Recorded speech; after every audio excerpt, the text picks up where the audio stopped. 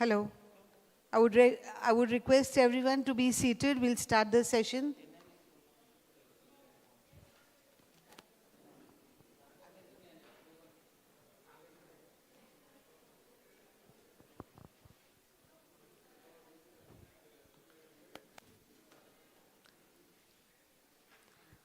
Good morning, everyone. After the interactive sessions yesterday, I welcome you all to the second day of the third Strategic and Security Dialogue.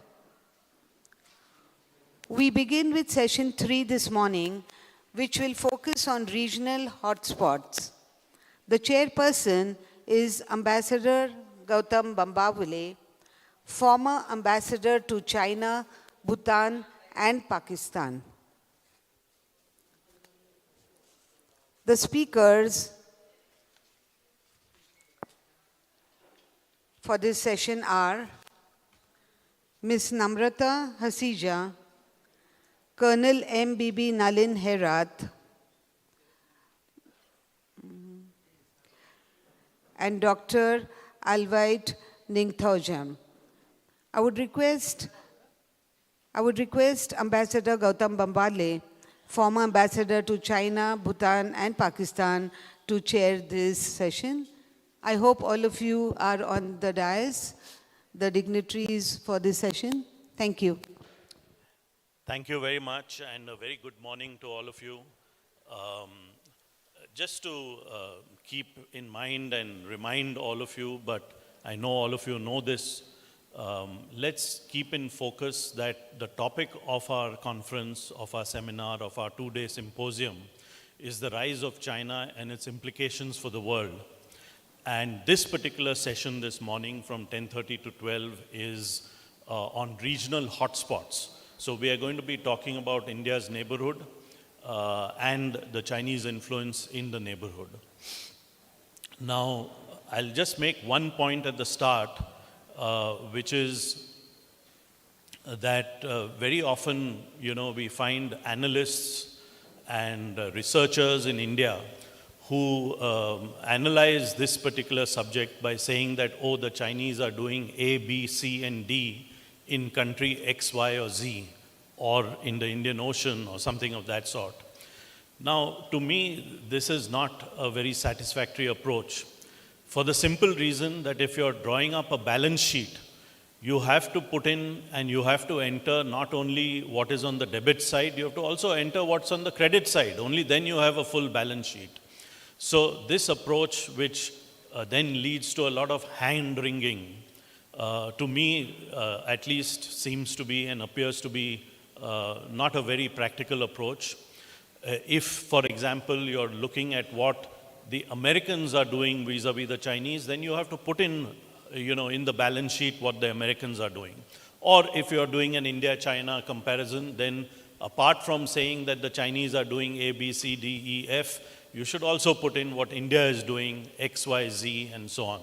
And only then you arrive at a proper balance sheet and you're able to arrive at certain conclusions. So I have this great problem with Indian analysts, etc., who only do this and then leads to a lot of hand-wringing, which doesn't really matter and which doesn't lead to results. So what we are going to do is I'm going to allow each of the speakers to speak for about 15 minutes. I hope that's okay with all of you. And that leaves us enough time to make this an interactive session also. I'd like to take any amount of questions from the floor. Apart from questions, you're free to give your own judgments, etc. My only request to you will be to be brief and to the point and not, deliver another lecture.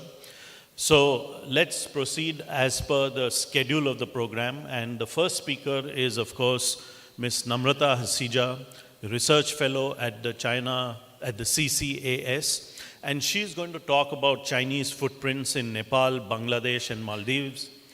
Namrata, the floor is yours.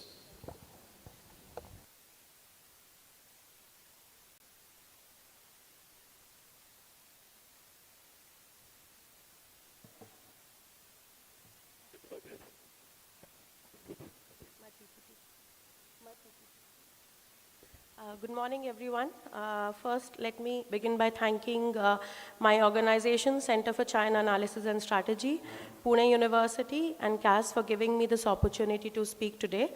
I don't have a lot of slides, but I'll just run through initially, just start by saying that I'm talking about, Chinese footprints in Nepal, Maldives, and Bangladesh. Let me begin by saying that we at the center, we are also following very closely at the Chinese activities in India. We, of course, bring out a report every month. So if any of you are interested, you can get in touch with us. So in India, like what we have seen, at least in the last 1 year, though the embassy, at New Delhi is, kind of a little less active. The consulates in Mumbai and Calcutta have picked up from there. They have been getting in touch with, of course, in Maharashtra, especially the Mumbai consulate, the pattern that we are seeing is that, of course, they are wooing the business community also, but they are also getting in touch with few minority communities. They are going, visiting their temples. They are also getting in touch with the farmers, like, the consulate general of Mumbai, he also had kind of lunch with all the farmers in the fields and everything. So they are reaching out to the specific, sectors, which to me is, the long probably game that the Chinese are, playing here. And in Calcutta also, they are reaching to specific schools, specific, communities in, Calcutta and in Bengal, and they are very active in, in these activities. So let me now begin by talking about what they're doing in Nepal. And, okay. Is it not working? Okay. Okay, so let me just begin by, something a little provocative. Now, this is one of the posters that, one of the travel agencies that is sponsored by, the Chinese government, they had on display here. Welcome to Nepal, gateway to China. So, just to begin with, I'm starting with this. And, we talk about a lot that the Chinese are, of course, close the communist parties in Nepal and how they have, been playing this role of getting them together. The recent, pact between Prachanda and Oli is also like, because they want to unite the communists, they want them to stay together. But what is of interest to us is that they're actually penetrating not only to the main political parties, but what they are doing is that they have started influencing the local elections, the municipal elections and also the village elections. Now, this is one candidate, he is the mayor of Kathmandu. Now, he, when he was campaigning, he was always accompanied by Chinese officials, working in the embassy in Nepal. And there were reports that, because he's an independent candidate, and he got a lot of funding from the Chinese embassy. And so now he's the mayor of Kathmandu. And also he, did a lot of campaigns. He's been very vocal about, a lot of issues. Though he had a little tiff with the Chinese embassy after they published the maps, and there were a lot of reports that were published in the Nepalese media that he has cancelled his trip to China. That is, of course, to woo the local, voters also. But there have been so many reports of his meeting with the Chinese ambassador in Nepal and trying to, get funds to develop Kathmandu. And there have been a series of meetings. Right after he won the elections, he also met the Chinese ambassador. And he said he's going to do a project where he's going to highlight the similarities between Nepal and China in culture, in food, and other things. And he's going to portray that to the, people and kind of, ask them to, get along with China. Now, this thing is also very, very worrying, what the Chinese are doing in the Nepalese villages. So now the Nepalese village, the panchayats are very strong, when it comes to their influence. Now, they have been running a propaganda there, which is called one village, one person. So what the Chinese are doing is that, they are propagating that from every village, there should be only one candidate. So, the democratic elections where there'll be many candidates, they are trying to kind of, persuade this propaganda that is going on is that from every village there'll be only one person. So basically, either their person or person that they support or the whole will, like village supports and there'll be no elections. So this is something that is worrying, and now it's been going on for a couple of years.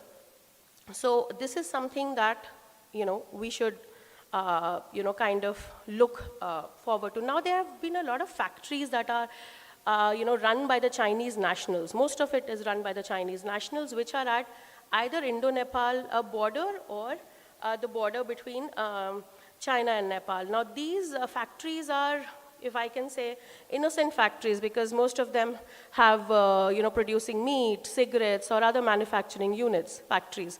But what these factories are actually doing, because they are being run by the Chinese nationals, now these are the factories that are actually pumping in money into the local elections. So the money that, these factories that are run by the Chinese nationals, they are pumping money not only into the local elections, but also the influence operations that China is doing.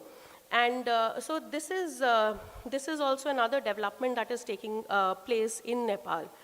Now, then we all are aware of the China study centers. There are more than maybe 30 officially registered China study centers, but the number is of course more.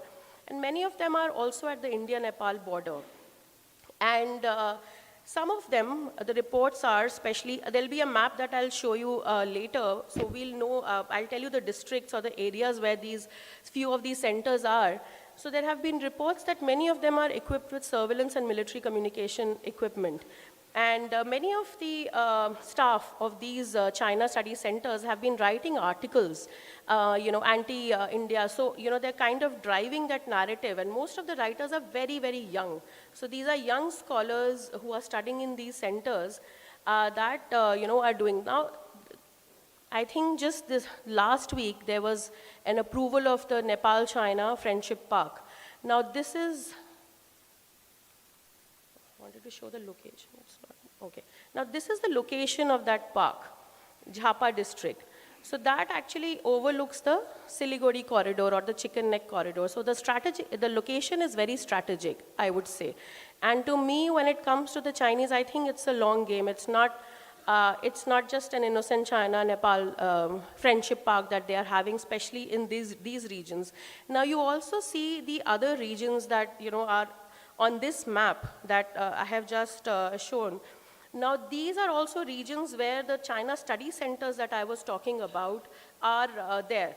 Especially if you look at Bhiratnagar and all these places, they have these China study centers that, in fact, many of our Indian forces that were at the border also reported that they have that, the military equipment and surveillance equipment in these centers. So this is something that, these were some things that I wanted to highlight. Now, as Ambassador Gautam said that, we tend to just highlight what the Chinese are doing, but I wanted to bring these to all of you that these are the activities that we should, probably understand how the Chinese are doing it and how far they have penetrated. Now, every week, and this is, through our reports that we are getting from, the Chinese language websites, every week there is a delegation to Nepal from Chinese, and they're keeping a very close tab on, the political parties and all the political developments, and they're meeting the leaders, like I said, almost every week, and they're trying to keep the communist parties united. Now, even though, of course, the Nepalese public is not that happy with the communists, but, the Chinese are keeping the parties together. Other than these, the Chinese are coming in big way in Nepal, be it the media houses, newspapers. They've also started, in fact, they've increased the pensions along these border areas. They're giving pensions to people living in the border areas. So I think these are the things that India must take note of. And I'm not saying that India is not doing anything. Of course, we're also reaching out to all the political parties. We're also doing our bit, what we can. But these are some things that we should keep in mind, what the Chinese are doing. And I think Nepal especially would be, a place of a cockpit of contentions between India, China, and the US initially. So these are the things that, at least in Nepal, we should take note of. And second, which we've been talking about in India recently, is the Maldives thing. Now, if you, Maldives is also a democracy, and we have to understand that if today there's a government that supports China, it will, things can also change. It happened last time when the Chinese actually said that they're going to bring a government that will be more, pro-China this time. And if you read President Muizu's, the language that he's using when he's, issuing some directions, they are very similar to, the way Chinese write their directions. In 2020, actually, when I attended the Raisina dialogue also, when the Russian foreign minister was speaking about Indo-Pacific, it felt that it's not, actually, it's like the Chinese foreign minister speaking. So even Muizu's directions, if you read, they're very, the language is the way Chinese write, but of course, India is doing its bit in Mauritius. We are also, doing our bit when it comes to these, places. And I think in Maldives, right now, the situation is not very favorable to India, but India is of course reaching out, and India is also doing its bit in the Indian Ocean that we can, do. And then let me talk about Bangladesh. I don't want to talk a lot about Bangladesh because I think as long as Sheikh Hasina is there, she understands, what lies for Bangladesh and what is there for Bangladesh. But little things worry me, especially when in the sense we have to take into account now this is the state-run Bangladesh television, and the Chinese actually gave in a huge money, and this is like a 2015 project which they sanctioned, which they were supposed to finish by 2022. Huge sum of money to establish 7 state-run Bangladesh television stations in Bangladesh. So, and of course, Sheikh Hasina also to keep her army happy, she's buying that arms and armaments. But, the relationship, especially of the young officials in Bangladesh, they are very, they go at least 200 to 300 every year are going to China for their training and some coursework and also learning Mandarin. And they are, very close to, if I may say, of course, to the Chinese armed officials. So these are the things that we must notice. And of course, there's a strong Islamic movement that's coming in Bangladesh. And this is where actually India and Bangladesh interest align, because that would be something that, both would not want. And Bangladesh, that's why at least now is less of a worry for India, because here our strategic alliances are there with, Sheikh Hasina. So this is, overall what the Chinese are doing. But also for me, I think, like I said, Nepal is a place of contention, because recently in March, there was also a delegation, a 6-member PLA delegation led by PLA Major General Chang Pauchun. He's the Deputy Director of PLA Office of International Military Cooperation. He called on the Nepal Army Chief Prabhu Ram Sharma at Nepal Army Headquarters on March 10th. And this is the same delegation that was visiting Nepal. They also visited Sri Lanka, and they also visited Maldives, and they reached a new security agreement with Maldives. So, when we look at the Chinese footprints in this region, and especially when we look at what they're doing in Nepal, what they're doing in Maldives and Bangladesh, like, all I'm saying is that India should follow. India should understand the Chinese interest and what the Chinese are doing here, because especially in Nepal, and I was discussing with one of my friends that the way they bully Nepal, it's kind of, you don't see that in, at least that kind of bullying in other, regions. So just wanted to bring out, that these are the Chinese footprints, and these are the things that are happening in Nepal especially, and Maldives and Bangladesh, that India should, take note of. And we are, of course, doing our bit, and I won't take much of the time so that we have more for the Q&A round. And I'll just end here. Thank you.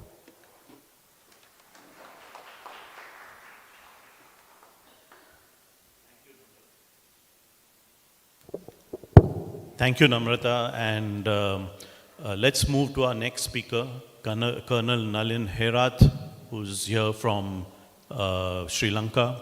He's the Director General and Acting Director of the Institute of National Security Studies in Colombo. And he's going to be talking about Chinese footprints in Sri Lanka. Over to you, Colonel Herat.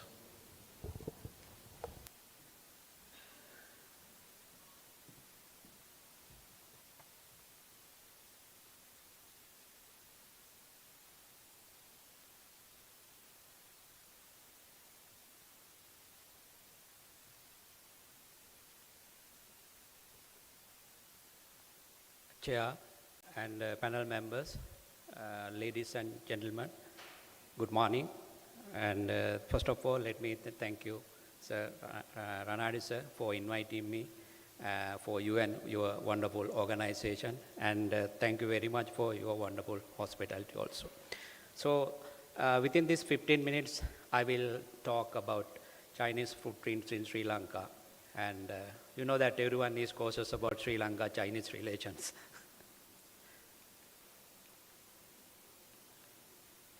And if we talk about Sri Lanka-Chinese relations, I'm not going to elaborate about the history about Sri Lankan-Chinese relations, but Sri Lanka recognized diplomatically China in 1950. And after that, Sri Lanka and China engaged with an agreement that is, we call it Rubber Rice Pact in 1952. So in that pact, according to that pact, Sri Lanka provided rubber to China, and in turn China provided rice. So that's how the diplomatic relations started in the modern history. And even if we take India also, we have India and Sri Lanka, both the countries have a very kind of legacy relationship. It's over 2,500 years. I would say that it's a kind of a special relationship in terms of religion, culture, whatever, and social, economically, even defense ties.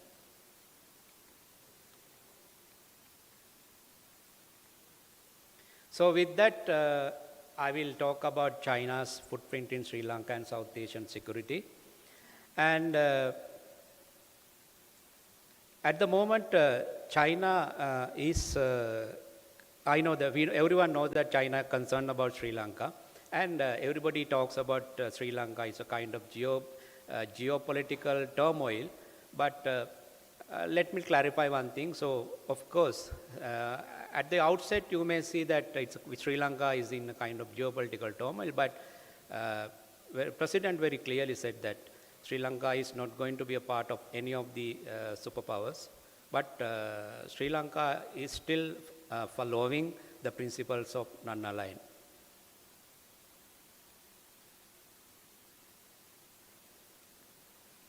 And we know that Sri Lanka's location, it's a kind of special geographical location.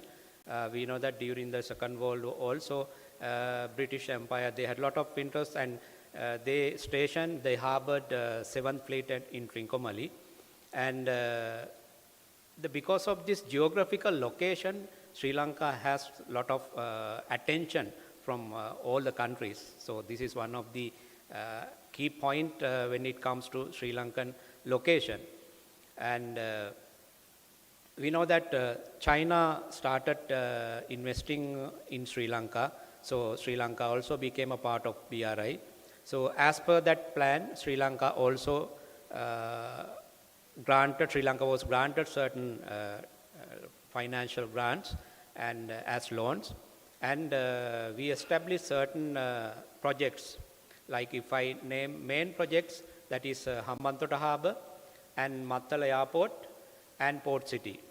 So these are the three main projects China really invested in Sri Lanka.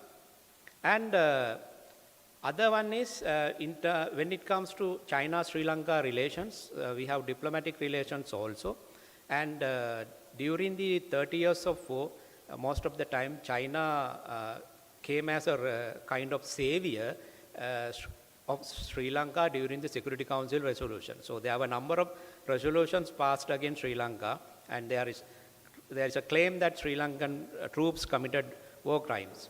But it's very clearly proved that it's open, and we never say that, okay, we are 100% clearly conducted, so none of the conflicts cannot be conducted in 100% in a very 100% proper way. But Sri Lankan troops wanted to do that conflict with a humanitarian angle. That's how Sri Lankan troops conducted this humanitarian operation for 3.5 years, and after 3.5 years, we finished the war. But there were a number of resolutions, so during these resolutions at the Security Council, China especially came as a savior. And other one is China and Sri Lankan military ties. And China, during the 30 years of war, especially China provided a lot of military hardware, especially from Norinco, and especially when it comes in terms of armored personnel carriers and some other weapons. So during the 30 years of war, Sri Lanka was granted and China provided some military assistance as India did. And if I talk about these three projects, that is Hambantota actually, it's a dug-in harbor. We had to duck because even we had to duck certain land areas also. And initially, Sri Lanka asked India to take the project, but India reluctant to take it. So after that, China came and China took it. And this harbor is, of course, it's a multi-facility harbor. You can, it has the container facilities, it has cooling facilities, storage facilities, and everything. So it's a multi-facility harbor. And but only thing is the security is handled by Sri Lanka Navy, and in the meantime, so any ship can do the port calling irrespective of the flags. There is no any other restrictions. And actually, the Mattala airport also constructed to support each other. So Mattala and Hambantota, it's very close by. So initially, it was assumed that, okay, these two must support each other. So Hambantota port and Mattala airport. And political parties may see this Mattala airport in a different way. But actually the main idea, the whole idea was to support each other, port and airport. And we have that Colombo port city, that is a 1.4 billion investment project. So at the moment, the second phase is going to be started. The land extends around 269 hectares. So the second phase is going to be commenced in June 2024, within this year. And at the moment, government is doing a lot of all the preliminary work in order to go ahead with the second phase. And once this port city is completed, it's going to be a kind of financial hub in South Asia. So that is the vision of the government. And once the entire project is completed, this project has the potential to inject $13 billion for the national GDP. So that kind of potential it has. And other one is the Sri Lanka, some analysts, some critics say that Sri Lanka is in a debt trap. Yes, of course, I am not going to say that Sri Lanka is in a debt trap, but China invested heavily, so more than $4 billion. And you know that everyone knows that Sri Lanka had to undergo economic crisis 2 years back. So that time everyone thought that, okay, China would be a very true friend, but that time India came and offered 3.8 billion. So India came as a savior. So 1 year it was kind of very unstable situation we had to undergo. Even Sri Lankan, some citizens, they struggle to get their basic needs, even like gas, fuel. So with the Indian credit line, of 3.8 billion. So Sri Lankans actually, we can say that it was highly benefited. So that was the real story. And you know that there was a people's uprising in Colombo especially. There was a people uprising, and legally elected president, he was asked to go. Actually, he had to leave the power and he had to go after 2.5 years. So there was a period of 72 hours period. It's kind of, there was no legal government, there was no legal president, and the country was unofficially, actually unofficially, country was controlled by Secretary of Defense and you can say CDS. So that's how the story went through. And at the moment, then what happened now after that, Sri Lanka had to seek for IMF assistance. So in the IMF assistance, Sri Lanka, IMF agreed to grant 2.8 billion. And one of the condition was we had to restructure our whatever the debts. So there India agreed, India heavily supported, Japan heavily supported, and at the initial phase, China bit reluctant to come up with the negotiation of debt restructuring process, but last moment they also agreed. Now China also in an agreement with the Sri Lanka debt restructuring process. So this is the Hambantota port, and as I said, it's a dug-in harbour. It has a very good potential to be one of the leading harbour in Sri Lanka and basically South Asian region.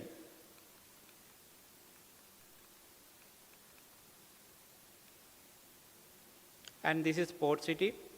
As I said, it has a big potential, huge potential to be one of the main contributor for the Sri Lankan GDP. So as I said, the second phase is going to be commenced within this year. So there are a lot of projects are going on. So it's going to be considered as a financial hub in South Asia. So at the moment, President has appointed separate committee, and they are really working on and working hard in order to start the second phase and go ahead with the project.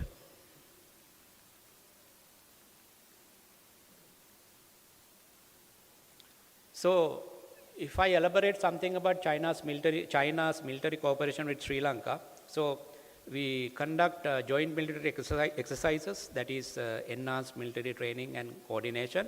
And there were certain incidents, there were a couple of Chinese research vessels came to Colombo.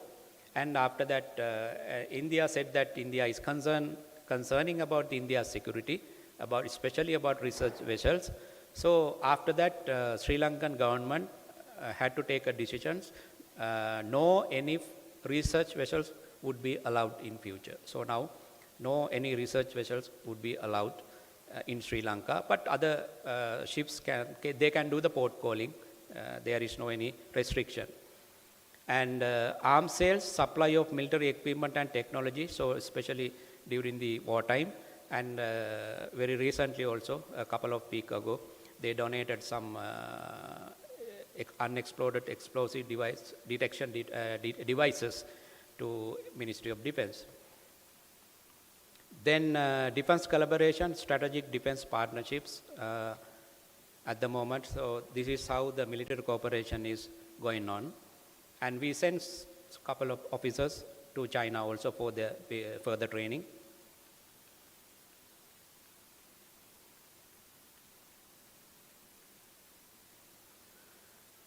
So China's growing economic power, we know that. So China is having 17 trillion of GDP. And China is, when it comes to this region, China is having a lot of interest. And China is trying to dominate at the certain areas, especially maritime security. When it comes to maritime security, President very specifically emphasized the freedom of navigation has to be respected. So no country cannot, no country can restrict freedom of navigation. So he very strictly emphasized during a number of conferences. He emphasized freedom of navigation, and he emphasized that Sri Lanka would not be a kind of, we are not going to go between geopolitical competition. So Sri Lanka will act as a neutral, not neutral, Sri Lanka still will follow non-aligned principles. So it's a kind of, when it comes to China's influence in Sri Lanka, so if we talk about geopolitical dynamics, so Sri Lanka's balancing act is very important. So it's a kind of tightrope. So that's why President is he's trying to take some kind of decisions, especially when it comes to the foreign ministry. And very recently that MOU and the document released by foreign ministry about these research vessels, and China again requested, but foreign ministry said no, we can't grant the permission. And what I want to say is it's a kind of very difficult period for Sri Lanka, as Sri Lanka is gradually recovering from the economic crisis, and now Sri Lanka is seeking for the second installment of IMF loan. So now the negotiations are going on, and it's a kind of that we know that when it comes to Sri Lanka, even US, Japan, even India, China, all are interested. And still we follow the non-aligned principles. As per the non-aligned principle, Sri Lanka has to go kind of tightrope work, but President is very specified, cleared, and he still wants to remain with the non-aligned principle. And somebody asked, during one of these kind of sessions, somebody asked, when you are in an economic crisis, how can be Sri Lanka still be a non-aligned country? This is another question. So that question I leave to audience.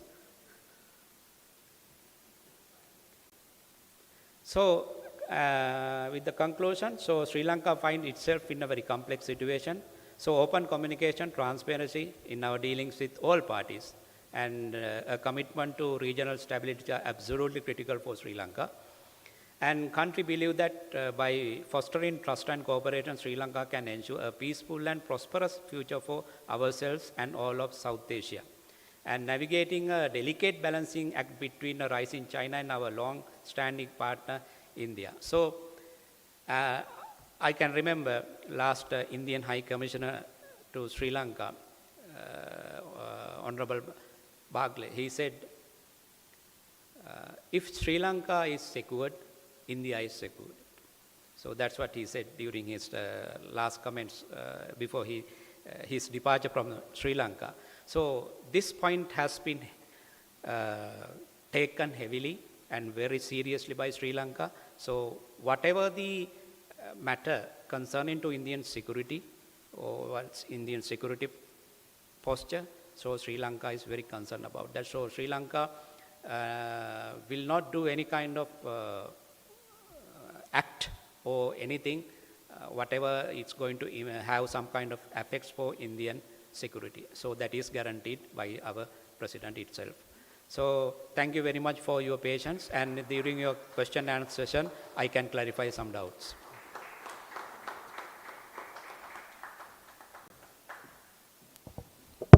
Thank you very much, Colonel Nalin Herath. That was an excellent presentation, like Namrata's before him. Let's move to our final speaker and then have a lot of time for Q&A interaction between the floor and the speakers here. The final speaker is my colleague and friend, Dr. Alvait Ningthojam. We both are part of the Symbiosis International University. I have great respect for his knowledge of international studies, but particularly the region in which he specializes, which is the Middle East. And he's going to be talking about the Israel-Hamas war and the footprints of China in that part of the world. Over to you, Alvait. Thank you, Ambassador, for this warm introduction. At the outset, I would like to express my gratitude to Pune University for giving me this opportunity to speak at this very prestigious institution for the first time, and also to my friend Namrata and Ranade sir for having me on board to speak on a subject which I look from some close proximity for the last few years. But this is not to claim that I'm an expert on China's foreign policy or security policy. I mostly looked at from the prism of what they are doing in the Middle East being my core area of research. And at the same time, it's also a challenging task to add another topic to this presentation on Israel-Hamas that has come from the organizer, to add a few words about what's going on in the region, and then I'll go to the main component of my presentation. I don't have a PPT, but I'll be giving an extemporary on this subject. Just a little bit of what is happening right now in this part of the world, or particularly in the Middle East. The conflict, I don't have to go to the history of the Israel-Hamas conflict, or going all the way back to 1948 when the state was formed. To me, this conflict that had begun on 3rd of October, of course, was a very surprising element. But at the same time, this was in the making. This was in the making for quite some time. There has been a long-standing hatred between the two sides, the Israelis and the Hamas, which they are, of course, the Israeli government has seen as a terror organization ever since they have been designated by the US government and the other governments from different parts of the world, particularly in Europe. The October attack came exactly 50 years after the Yom Kippur War of 1973, and that was also discussed as another surprise attack. It raised lots of questions in the minds of many analysts, why Israelis were not able to detect this sort of planning of the scale, and despite having some of the world's finest intelligence or any kind of resources, and in terms of the gathering of the information about what's being planned in and around the region. But there are few things which have been going on in the region, particularly you can discuss that from the prism of what's happening inside Israel in the last 1.5 months or 1.5 years or 2 years time, or what's happening in the region sometime from 2016-17 onwards. This conflict that has seen no end, there's no end in sight to this conflict at the moment right now. All the attempts being made with regard to ceasefire remains futile. There are, of course, just yesterday also there were updates about the Israeli government showing some willingness to take a delegation to Qatar and find out another ways and means to come to a ceasefire. But for the longest time, we have seen, particularly say in the last 9 to 10 years, there has been some sort of an impression that the Middle East is undergoing some change in terms of geopolitical realignments between the Israelis and the Sunni country, or the moderate countries, particularly the Gulf countries. And that was taken as a kind of course, that is a very positive development that we have seen in the region, and particularly for a country like Israel that has only been surrounded by the adversaries in the region. One of the objectives, the foreign policy objectives of Israel, is to gain that diplomatic recognition and political acceptance, which they have been able to do since 2020 in the form of the Abrahamic Accord. They were under the impression that if we sign this agreement, there would be long-lasting peace in the region, and the region will be more integrated, and there will be more coordination amongst the countries. But on the other side, they have not, or people have not paid much attention to what could have been, in the minds of the opponents of this sort of a breakthrough that we got to see in the region. And in that, there was one particular topic, that is the Israeli-Palestinian conflict, which had not seen much movements or forward progress in the last many years. So by staging this attack on 7 October last year, Hamas has been able to bring to the fore again, to the table, the topic that has been seen as a kind of a redundant or dormant. But so they have been able to bring back the discussions, and now everyone's discussing about Arab-Israeli or the impending resolutions between the two sides. And that has many other implications, regional implications and international implications. I will not go into the details of the casualties. All of us are reading this news on daily basis. the difficulties. But at the same time, it also puts the region in the spotlight again. Because in the last few years, we have had quite a few important announcements being made with regard to connectivity and corridor projects. And I was a part of the Asia Economic Dialogue, which happened towards the end of last year, and spoke on what IMAC means to India. Are we still, going ahead with the IMAC project? This sort of a projects might take a little bit of a hit, particularly with the involvement of the Israelis.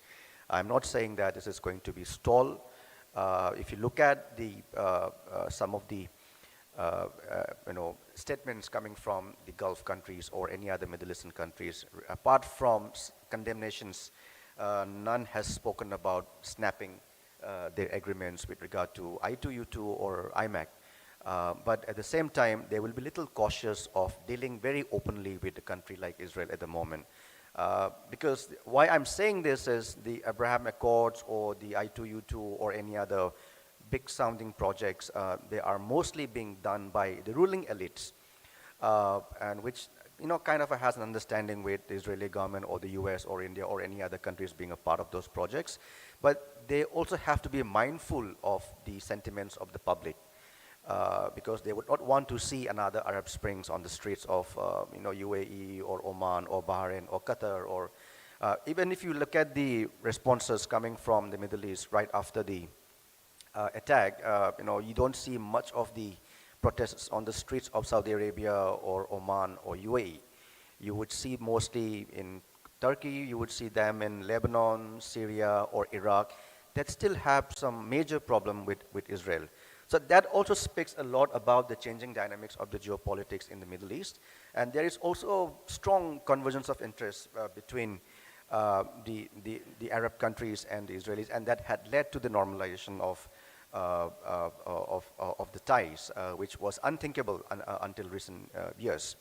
But then, as I said, the nature of the interactions will be a little slowed down for the moment. But other, for instance, like UAE has just mentioned that they are going to, stall the agreements along with BP for a major oil project with UAE there before yesterday, involving an Israeli company. So that could be a little bit of a byproduct of this conflict, because they would not want to come out very openly in dealing with Israelis for the moment, keeping into considerations what kind of a backlash they could entice from the public. We can have a round of discussions about this, but let me go to the other aspect of my presentation on China's footprints in the Middle East. Most of us sitting in this room looked at the China's footprints, particularly in countries like Sri Lanka, Maldives, Bangladesh, even Pakistan for that matter. But there is one region where they are making a speedy inroad, and that is the Middle Eastern region. I'm sure some of you, of course, must have been following the kind of changes that we are seeing in the region. And this has come at this juncture when the Indian government is also increasing our footprints in this region massively in almost all the sectors, let alone the traditional oil energy trade, or the amount of remittances that come to our country, or the kind of a workforce we send to the Gulf or any other parts of West Asia. But in the last, say, 8 to 9 years, there has been a massive improvement in terms of our profile in West Asia, and that is very important for us to sustain that sort of equilibrium, I must say. But at the same time, we have seen a very significant presence of the Chinese companies or the governments in this region. And I must tell you that this is not a terrain. This is not a new terrain for the Chinese. They have come dealing with this region, but not as much as they are doing right now. But what has led to more footprints in the region is because of the announcement of the BRI in 2013.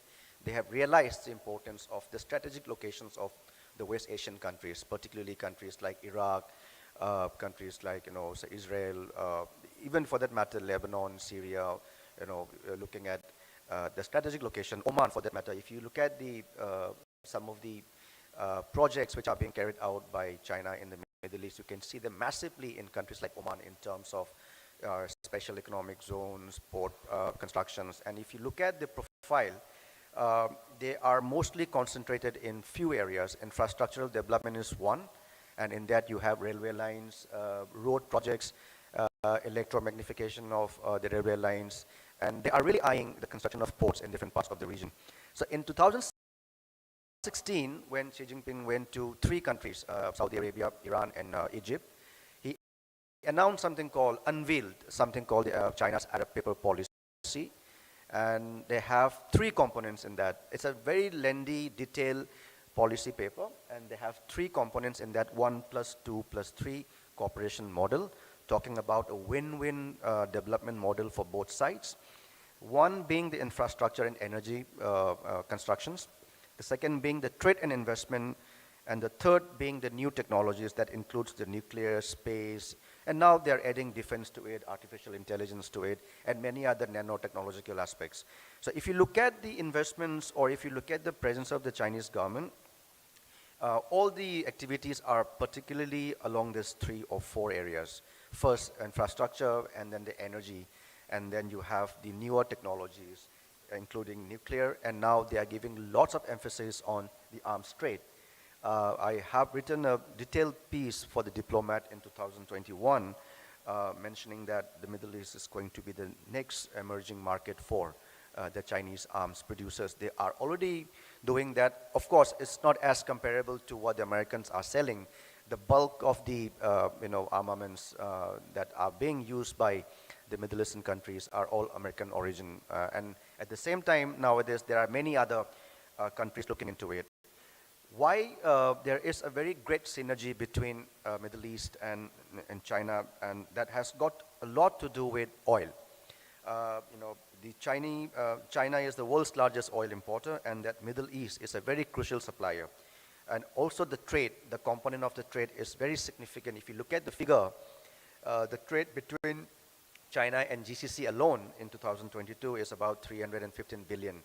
While for India, it's about 135 or 27 for the year 2022. And then countries like Saudi Arabia, countries like Saudi Arabia remains the top destination for some of the energy-related corporations with the Chinese government.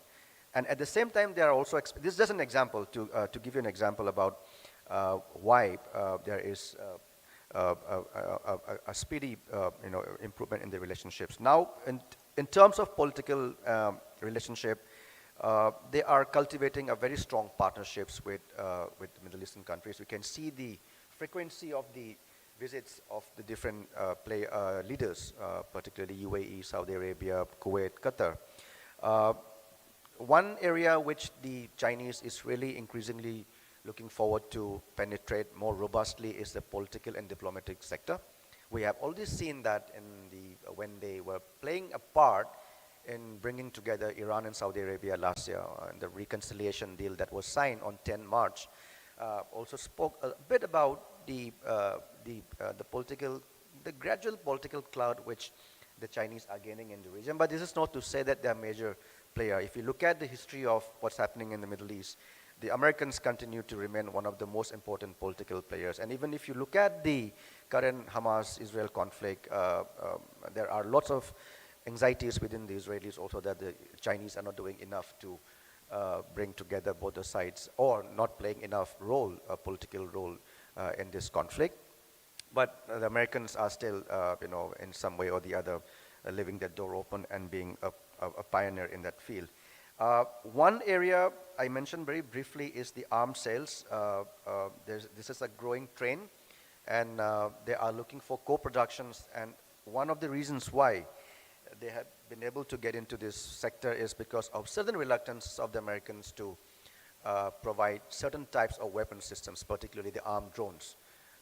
Regardless of the quality, when you compare with American-made armed drones and the Chinese-made armed drones, countries like UAE and Saudi Arabia are already availing some of these products, particularly the Wing-Lung armed drones. There are reports available online that talks about the supply of this, and they are looking for more co-production, collaborators in the field of defense, and that is one area. pushing for more investments. And at the same time, it's also, we can also see the interests of countries like UAE and Saudi Arabia to come and invest in India. So we should not lose out on those opportunities. And we have seen many of those developments in the last 6 to 7 years. Then we have, we need to be a little more proactive in terms not only dealing with the region bilaterally, and this is something which I have also touched upon when I talk at the Asia Economic Dialogue. We also need to look at the region holistically with GCC, with the Arab League, with the OIC, despite the problems that we have politically. We also need to have certain regional mechanisms to engage with them. That's one difference that we have with the Chinese government. They have China Arab States Forum for Cooperation, which they meet biannually, and then that also gives them a good platform to discuss all kinds of aspects, bilateral problems, at the same time opportunities, prospects, regional problems, opportunities, and prospects. So we need to revive that discussions, the dialogues that we used to have with countries, with organizations like Arab League, and we need to have a lot more engagements with the GCC. To conclude, I would say the Chinese would continue to, the Chinese government would continue to increase their footprints in the region. They have some commodities which the Middle Eastern countries really want in terms of renewable energy, because many of these countries in West Asia now are looking towards energy transition. So the Chinese are very, very keen to provide whatever they could to these countries, and that's one of the important markers of the ties right now, the cooperation in the renewable energy sector. And as long as the fossil fuel continues to remain one of the most important mediums for the economic development programs for China, Middle East will continue to remain as their important partners. So the ties, and moreover, the business between the two sides remain a little bit easier because there are involvement of state-owned enterprises from both the sides, be it in China or be it in the Gulf countries. So that makes it a little more easier for them to engage bilaterally. So this is where I'll answer, and we'll take it up in the Q&A session. Thank you. Thank you so much, Alvait, and I think we have enough time to have a good interaction between the floor and the speakers on the dais. I can see that there are a few hands already up. What I'd request you is, just introduce yourself and be as specific and short as possible. But let me also pull the privilege of being the chair of the session to ask the first question, which is to Colonel Nalin Herath, and this is not so much to do about Chinese footprints in Sri Lanka, but I've always been thinking that you have two deep water ports in close proximity to each other, Colombo and Hambantota. Now, isn't it a challenge to make both of them successful, to make both of them profitable? Particularly because of the fact that that Colombo port is well established, is being expanded. So isn't it a big challenge to make both these deep water ports successful or profitable, say in the next 5-year term or in the next 4 to 5 years? So you are referring to port city or ports? Port. The port itself, yeah. Yes, sir. In fact, it's a very good point, sir. And Hambantota is actually, it was a kind of requirement because initially we had only Colombo port, Colombo harbor. So after that there was a requirement, okay, there should be some kind of harbor port in the Hambantota area because we know that 65% of the merchant ships are passing through this line. So because of that, country wanted to have another port in Hambantota area. Actually, that at the outset, you may say that it's a challenging task to maintain two ports while maintaining Hambantota and Colombo. But Colombo is, this because of this Middle East crisis, because of this Red Sea issue, the Colombo port was highly benefited, because the operations went heavily increased, and it created and it generated a lot of revenues also for the country. And because Colombo port, it was converted to a transit port. So because of that, it was highly benefited because of this Red Sea issue.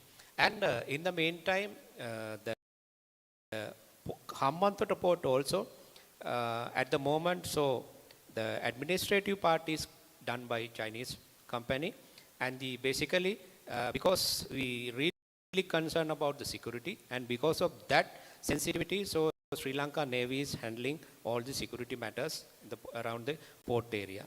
So that was the one of the concern raised by even India also, and so that guarantee has been given, and in the agreement also there, that port cannot be utilized for military purposes. So it will function as a civilian harbor.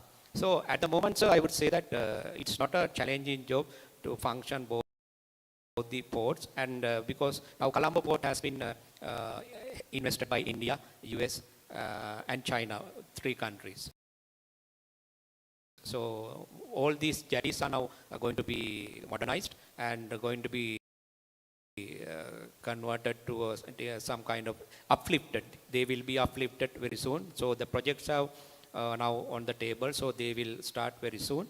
And Hambantota port will run and administered and managed by this Chinese company and under the supervision of Sri Lankan Navy. So at the moment, so I don't see it's going to be a kind of challenging task for Sri Lanka. Thank you very much. And I can see that there are a couple of hands up. So let me start with Air Marshal Gokhale. Could we get a microphone to Air Marshal Gokhale in front, and then we go to the person at the back. Let's take 2 or 3 questions, and then also please do mention to which of the panelists, or if all the panelists are being asked the question. So please go ahead. Thank you, Gautam, and wonderful presentation by all 3 of them. My question also is to Colonel Herat. 2 months ago, I read in the media that there's going to be a land bridge between India and Sri Lanka through somewhere where the Adam Bridge at the moment is. What is your views on that? Could we take a couple of questions, Colonel Herat, and then answer? There's a hand at the back in the middle row, and then one more at the back there. The left-hand side seems to have many more questions than the right-hand side, so you need some catching up, I guess. Good Yes, morning. My name is Group Captain Purohit. My question is to Ms. Namrata. One has read about the Nepalese misgivings and concerns about India's Agniveer scheme. So my question is that has China exploited these concerns or misgivings about our Agniveer scheme vis-a-vis Nepal? If so, how? And what are your recommendations for India to counter it? Thank you. Thank you. There's one more hand up there. Yes, please. We'll take that third question and then ask the panelists to reply. So my name is Utkarsh Shirke. Sir, my question is, so what is the public sentiment about China in Sri Lanka? How do the Sri Lankan locals view this relationship?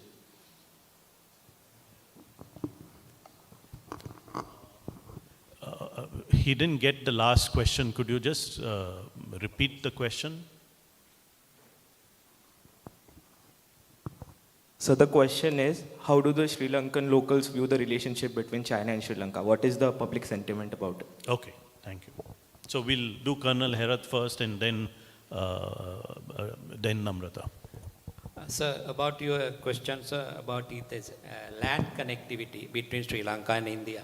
So this is on the table at the moment. So there are certain suggestions have come up to the table. So President just put it on the table, and so far a detailed study has not been done.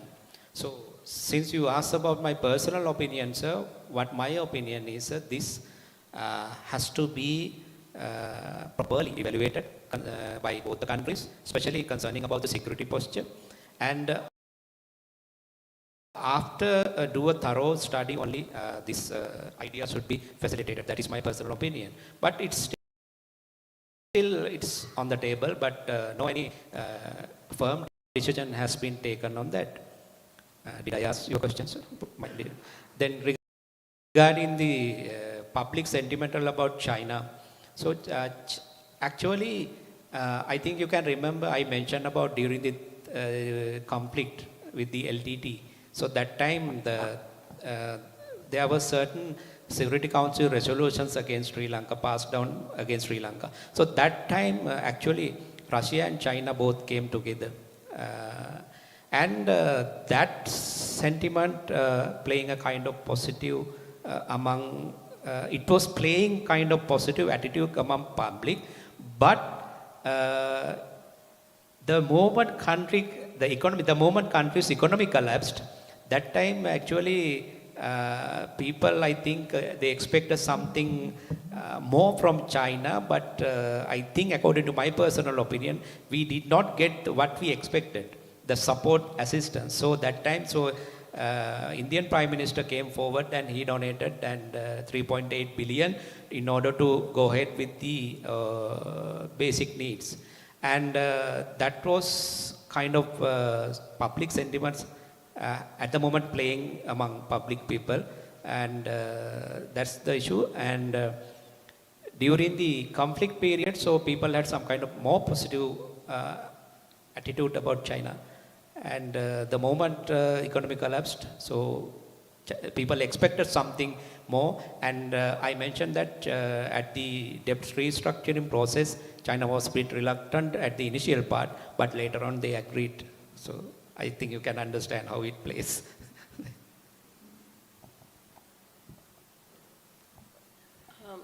I think last year also we discussed it that China had actually given one of the China study centers to research that why Gorkhas actually joined the Indian armies. Like they had actually given 30 lakh in Nepalese rupees for that. But after the Agniveer scheme, there were a couple of articles that were published that the Chinese army would actually recruit the Gorkhas. And those articles were published in the Nepalese media also, and there were a couple of Chinese language media articles also that said that, if India will not employ the Gorkhas, the Chinese army would. But I didn't see that it was, splashed all over, or there were, a lot of articles written in the Nepalese media. There were a few articles, and most of them were actually the media houses that were that have been on the payrolls of the Chinese for some time. But as such, it was not, I would not say that all the media, and there was a huge issue in Nepal, especially triggered by the Chinese, because your question was how the Chinese, played it. So the Chinese, of course, a couple of articles were published, but at least in that arena, I didn't see a lot of, things that actually the Chinese could push, like there were no protest and all that. The Chinese did that, but there were articles regarding that in the Chinese media and also in the Nepalese media, like I said. So this was the only, reaction from the Chinese. Good. Let's take a next round of questions. I can see some hands on this side of the... Yes, please. My question is to Dr. Alvit. I am Colonel Gulshan Mungia, pursuing the RSP program in Pune University. So, Dr. Alvit, I would like to ask you that how does the ill treatment of the Muslim Uyghurs affect the Arab countries dealing with China? Does it affect, or are they just turning a blind eye? That's the question. Let's take another couple of questions. There was a hand at the back, right there, last or second last row. And then one on this side. My name is Om Vailkar, and my question is to Namrata ma'am. Ma'am, you mentioned that China acts as a bully to Nepal. Is it so, then why does Nepal still aligns with China when it has option to align with India? And what compulsions does Nepal have when it comes to China? Okay. And there's a question on this side. There's a hand up. Yes, please. Hello. Myself, Saurabh Dhavankar. I have two questions, one for Colonel Herat and one for the chairperson. What made Indian neighboring countries to take such anti-Indian activities in terms of military and investments, even though at the end they know that they had to take India's help? Or is it with India's less efforts? And the second question, that why India has to counter these policies every time? Why we can't be the front runners? Thank you. So we'll take those three questions. I think the first one was addressed to Namrata, the second one to Colonel Herat, and the third one to me. So, and I'd very much like to talk about the question that you just raised. Thank you very much. Yes, please, you wanted to add something? Oh, yes, to Alvait also. I'm sorry, to Alvait also. So, Alvait, maybe we start with you. Thank you, sir, for that question. I think that's a very important question with regard to the treatment of the Muslims in the Uyghur region, particularly in the XAR. But there was some concerns being raised by some of the Middle Eastern countries, including Turkey, and also some from the Gulf. But that did not lead to any major escalation of political feud or differences between the two countries, because they have agreed with a conscious kind of an agreement to keep aside these issues and go for more strategic components of the bilateral partnerships. So they have, this is a very important topic which is being discussed, in the region also. We have seen the fate of personalities like Jamal Khashoggi, a few years ago.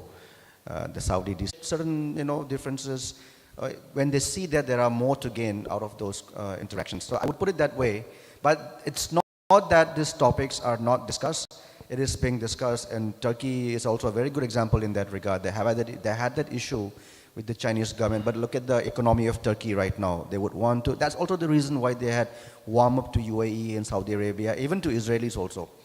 Because the economy is not doing well, and they were willing to, leave aside all the differences and go for some real-time engagements with these economic weights in the region.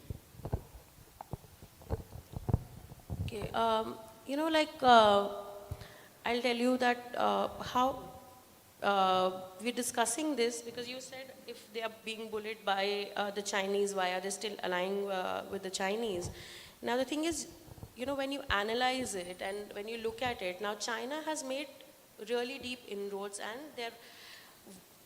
there's this Madan Bhandari Technological University that has been established, and with the the funding is coming from the Chinese government. Now this, before even the parliament could endorse it, this university's proposal, the construction had already started. Now the Chinese are also funding, you have to understand, the civil servants, the students, large sections of the Nepalese society, especially the elite. So they're also controlling the narrative that is going on, in Nepal. And initially, of course, the alignment was to have another option. India was there, but to have another option. But now the tentacles of the Chinese are so deep that you see, if you go to Thambel, you actually see all the signboards in Chinese. Now, initially, of course, it was, like I said, to have a better option. But the Chinese have actually gone very deep. I think the Nepalese even didn't comprehend it themselves, that it will actually come to this effect. All the money conversion, all the restaurants, all the hotels in Thambel, which is, the hub of, the Nepalese economy, everything is controlled by the Chinese. You go to any shop, all the shopkeepers actually converse in, Chinese. And like I spoke about this university, the China study centers, some of course are officially that we know and we can count, but, and most of them have teachers they're actually Chinese sponsored, they're subsidized by the Chinese government. Most of them have studied in China, they have returned. Then they have, like this Erniko Society, they have China-Nepal Friendship Society. Most of the, people there are actually Nepalese who have studied in Chinese. So we also have to understand the influence that Chinese have and how they are controlling the narrative, and how people within the Nepalese establishment are also supporting it. It's only like we were told that the economic advisor to the PM was actually appointed, the person that was appointed was a Chinese choice. So that is the kind of, deeply that they have gone into it. I think the Nepalese also, like I said, did not comprehend, and now they are, of course, seeing all this. But the communist parties, both the parties, are also being, they have sessions with the Communist Party of, study sessions with the Communist Party of China. And, the Chinese, what the Chinese are doing, they're trying to, like I said, keep them united, at least in Nepal. So, the Nepalese, started it maybe as an option, but now, of course, the tentacles are so deep that it's really difficult for them, to pull out.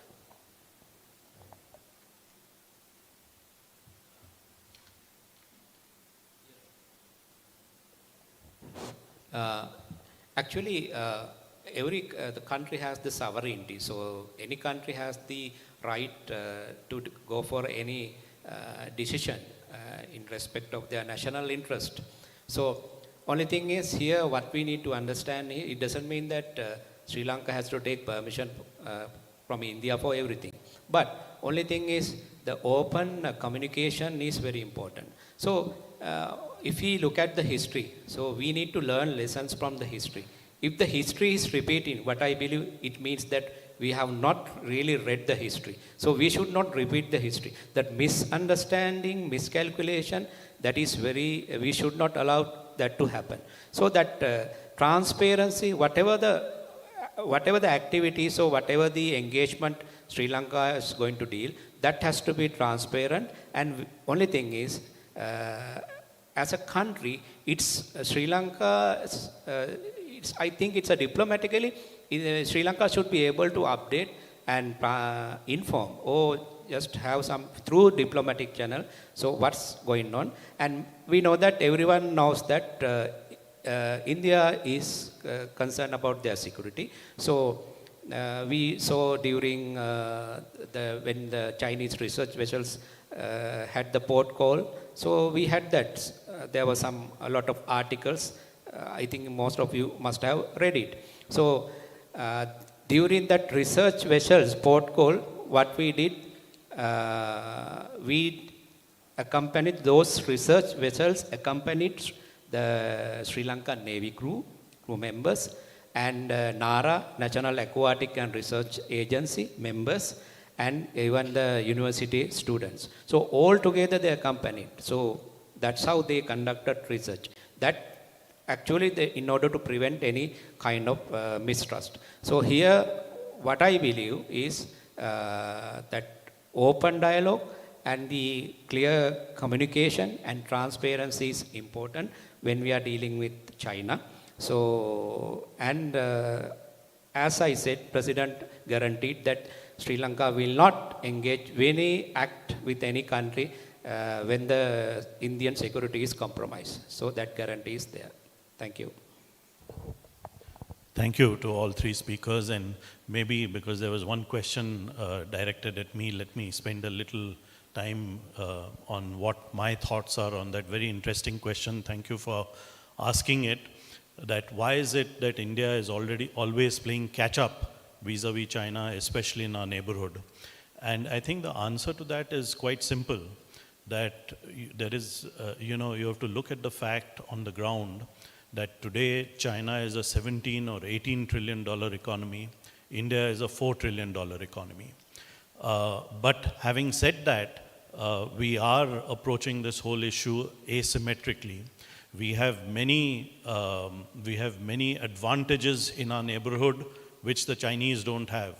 The advantage that they have is deep pockets, and they have no shortage of throwing money and throwing, development assistance at countries across the world. The second point I would like to make is that, this kind of economic muscle and economic power which the Chinese are doing in South Asia is not just in South Asia. They're doing it all over the world. So they're doing it in the Middle East, as Alvait has taken pains to explain to us. They're doing it in Europe. They're buying huge numbers of assets in Europe. They're doing it in the United States. They're doing it in East Asia, Southeast Asia, etc. So this is only part of their growing economic influence across the world, and which is the topic of the seminar and symposium that we are holding.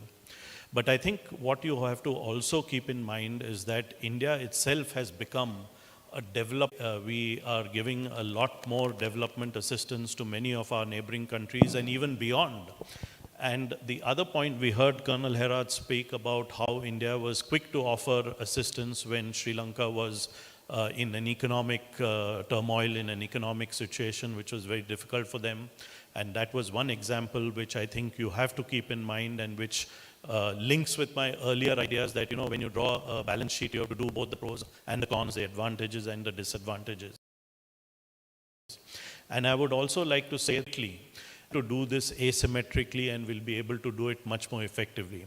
So I think you're absolutely right. So far, maybe we have been playing catch up, But I think the day is not very far when we will, be the leaders, and other countries, whether it's China or maybe anyone else, may be the followers or the, second in line where these development assistance projects and assistance projects to countries in our neighborhood and beyond are concerned. So I don't know if we have answered all your questions. And I think Alvait wants to make one more point, and we'll take one last round of questions because we have the time after Alvait has had his word. Thank you, sir. See, when it comes to the growing footprints of China in the region, that is Middle East, one area I would like most of us to keep an eye is the maritime domain, because that is something which they are increasingly eyeing on. In the last 5.5, 6 months' time, they have had 2 rounds of bilateral exercises and trilateral exercises, the last one being conducted just a few days ago, involving Iran, China, and Russia. And at the same time, they had 1 round of exercises with the Pakistan recently. So that is one area we need to keep an eye on. And also, there was some major breakthrough about 25-year agreement of 400 billion investments the Chinese is going to do in. Nobody has an idea of the details of what those 400 billion agreement entail. So I'm sure there would be quite a few components pertaining to military security also.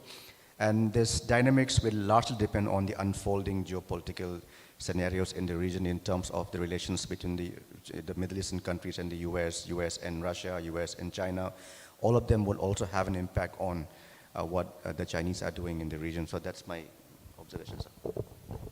So let's have 2 last questions, and there are 4 hands. No, there are 7 or 8 hands up, but I can recognize Dr. Kiran Karnik and I yield the floor to him. We'll make it 3 last questions, but let's start with Dr. Kiran Karnik, please.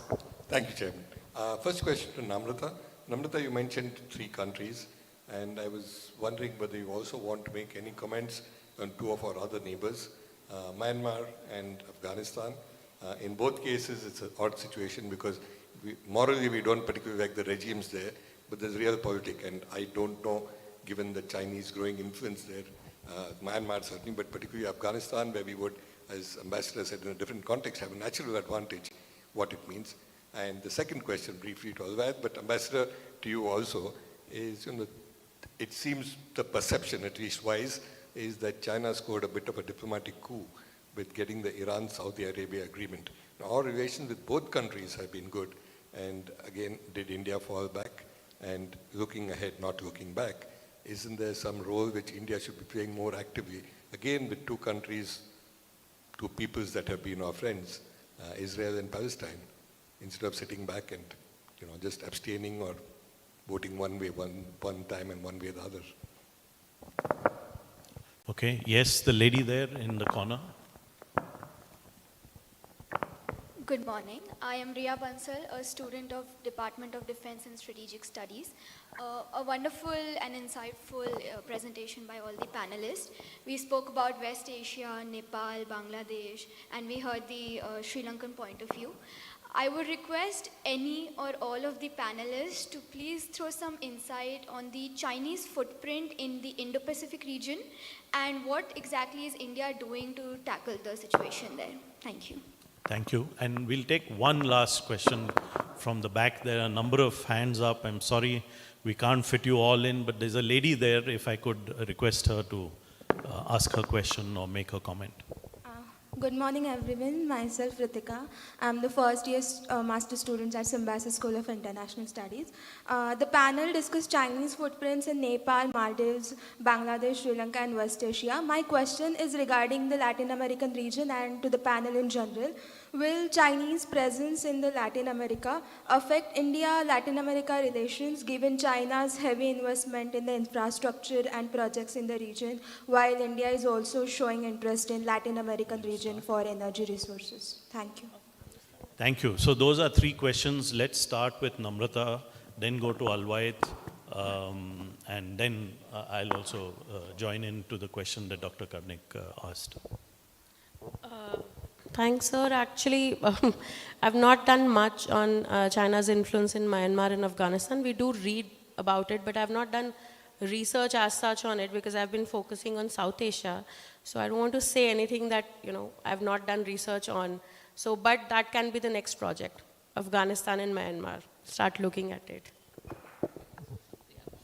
And this is regarding, this Myanmar issue, I think it has created some kind of avenue to learn something about this crisis.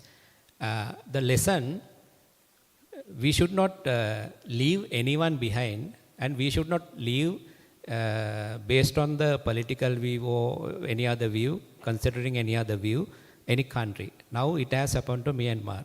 Now, most of the countries, especially like Bangladesh, I think even India, did not deal with Myanmar in an adequate manner. Now the repercussions are coming. Now things are changing in the Myanmar ground. So if we had engaged with Myanmar military junta or whatever, actually it could have facilitated something better than this. Now none of the countries engage adequately with Myanmar. Now the crises are facing, especially there are a number of rebels are fighting, and there is a possibility of cross-border these rebels to Bangladesh or maybe India. So there are a lot of security concerns. Had we dealt with this junta properly, so it would have facilitated something, and we could have reacted in a better manner. And that's what I wanted to add. Thank you, Colonel Herat. I'll ask Alvait and then I'll come in. Thank you, sir, for that wonderful question. I completely agree that Iran is a very important country for us. But if you look at the pattern of our relationship with Tehran, it has been a little bit uneven since last many decades. But I would not say that we have completely lost out to the Iranians. The fact that we continue to maintain the channel of communication, including the high-level visits to the country, still have a, still says that like the country is still significant. In fact, of course, we need to do more in terms of our engagements. But at the same time, there is also this, nowadays, you weight the strategic values of these countries nowadays, looking from your foreign policy point of view, who's, who can offer what at what point in time. For that matter, we are in the process of, like, say, diversifying our sources, particularly oil and energy, because of certain complications and certain obligations that we need to bear in mind.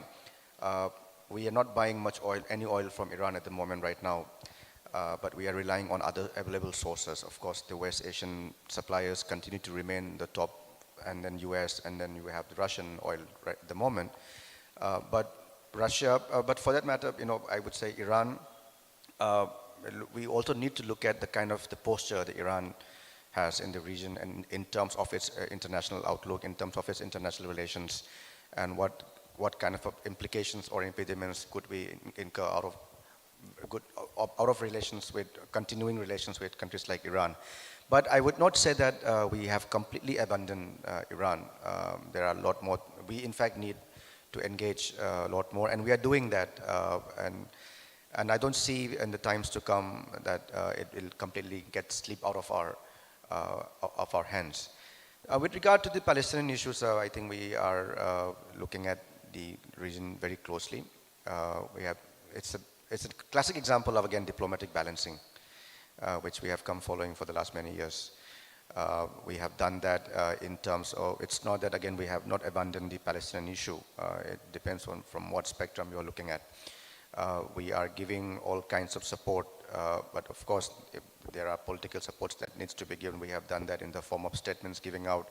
But do we need more? That remains, to be discussed more.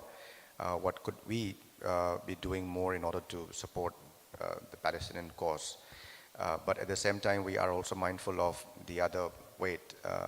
The other countries have to, we have to be mindful of the other countries' strategic weight also. Thank you. There was one question about India and Latin America. I was wondering if any one of you would like to take it.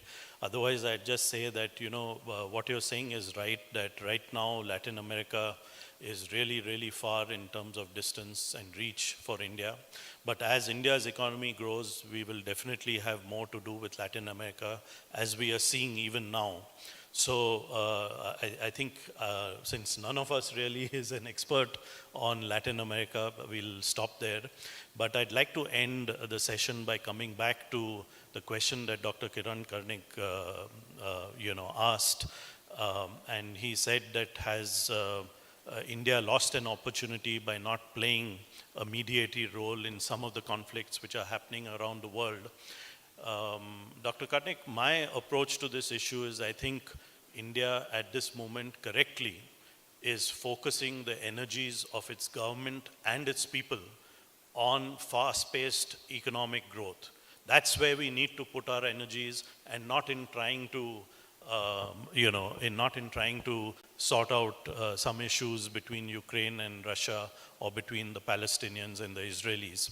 All that will happen in the future once India's GDP and its per capita GDP too grows and we have the economic clout to back any of the diplomatic muscle which is required. So I think it's best summed up in my opinion, and you may disagree with me of course, but it's best summed up in my opinion by the song from Gully Boy which says, Hamara time bhi aayega. And I'll close the session there. Thank you very much for being a great audience and thank you for being so patient. Thank you, sir. Thank you, Ambassador Gautam Bambavale, for chairing this session. And thank you, Ms. Namrata, Colonel Herat, and Dr. Alvaid for being the panelists for this session. And we take a short break for tea, that is till 12:15, and then we'll start the next round table, that is India-China, the road ahead. So 15 minutes tea break, and we'll meet again. Thank you. And thank you for the good question-answer session that we had and a lovely presentation by the panelists. Thank you.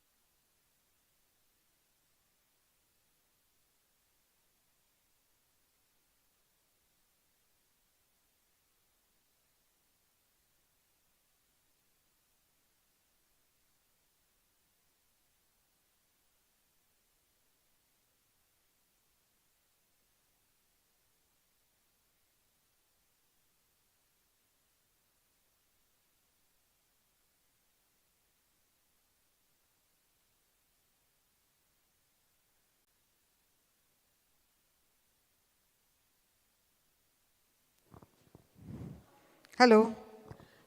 Yeah, good afternoon. I would request all of you all to be seated for the next round table that we are going to proceed with. Those who have had their tea, I request you all to come to the hall and be seated. We are running short of time, so I request all of you to come and be seated for the next round table, that is India-China, the road ahead.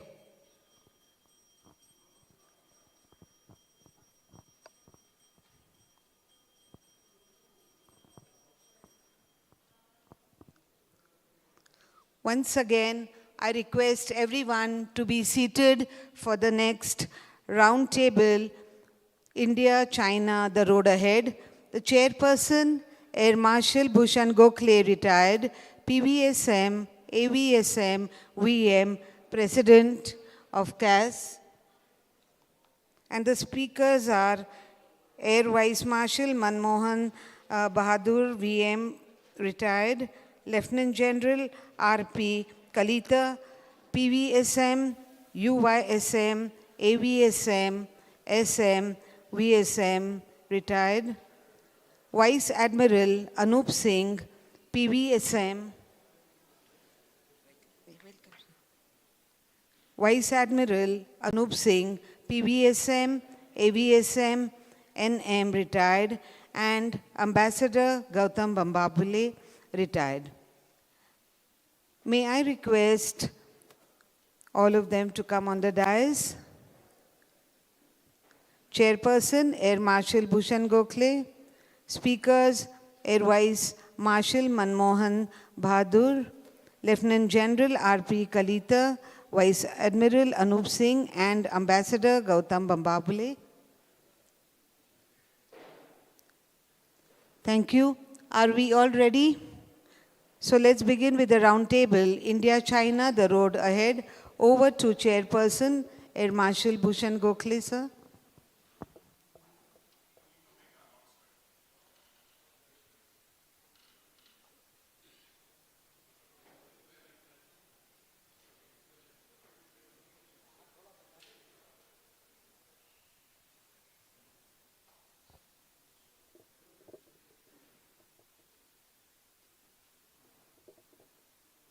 General Mahajan, could you just give a little,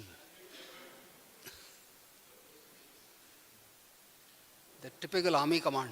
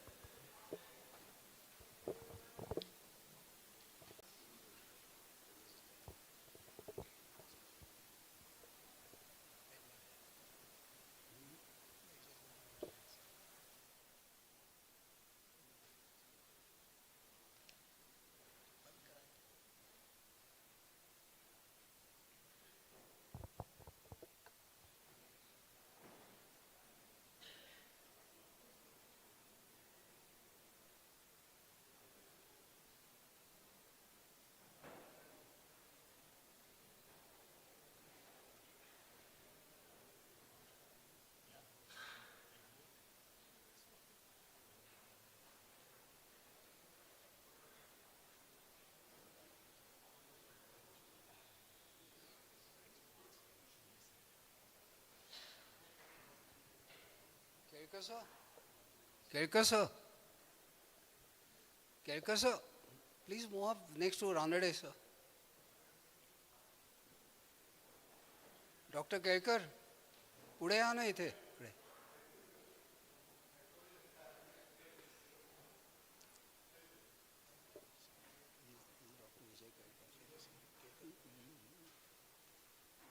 Thank you. Good afternoon, ladies and gentlemen. We are on to our last session before the valedictory, or a concluding session as we may call it.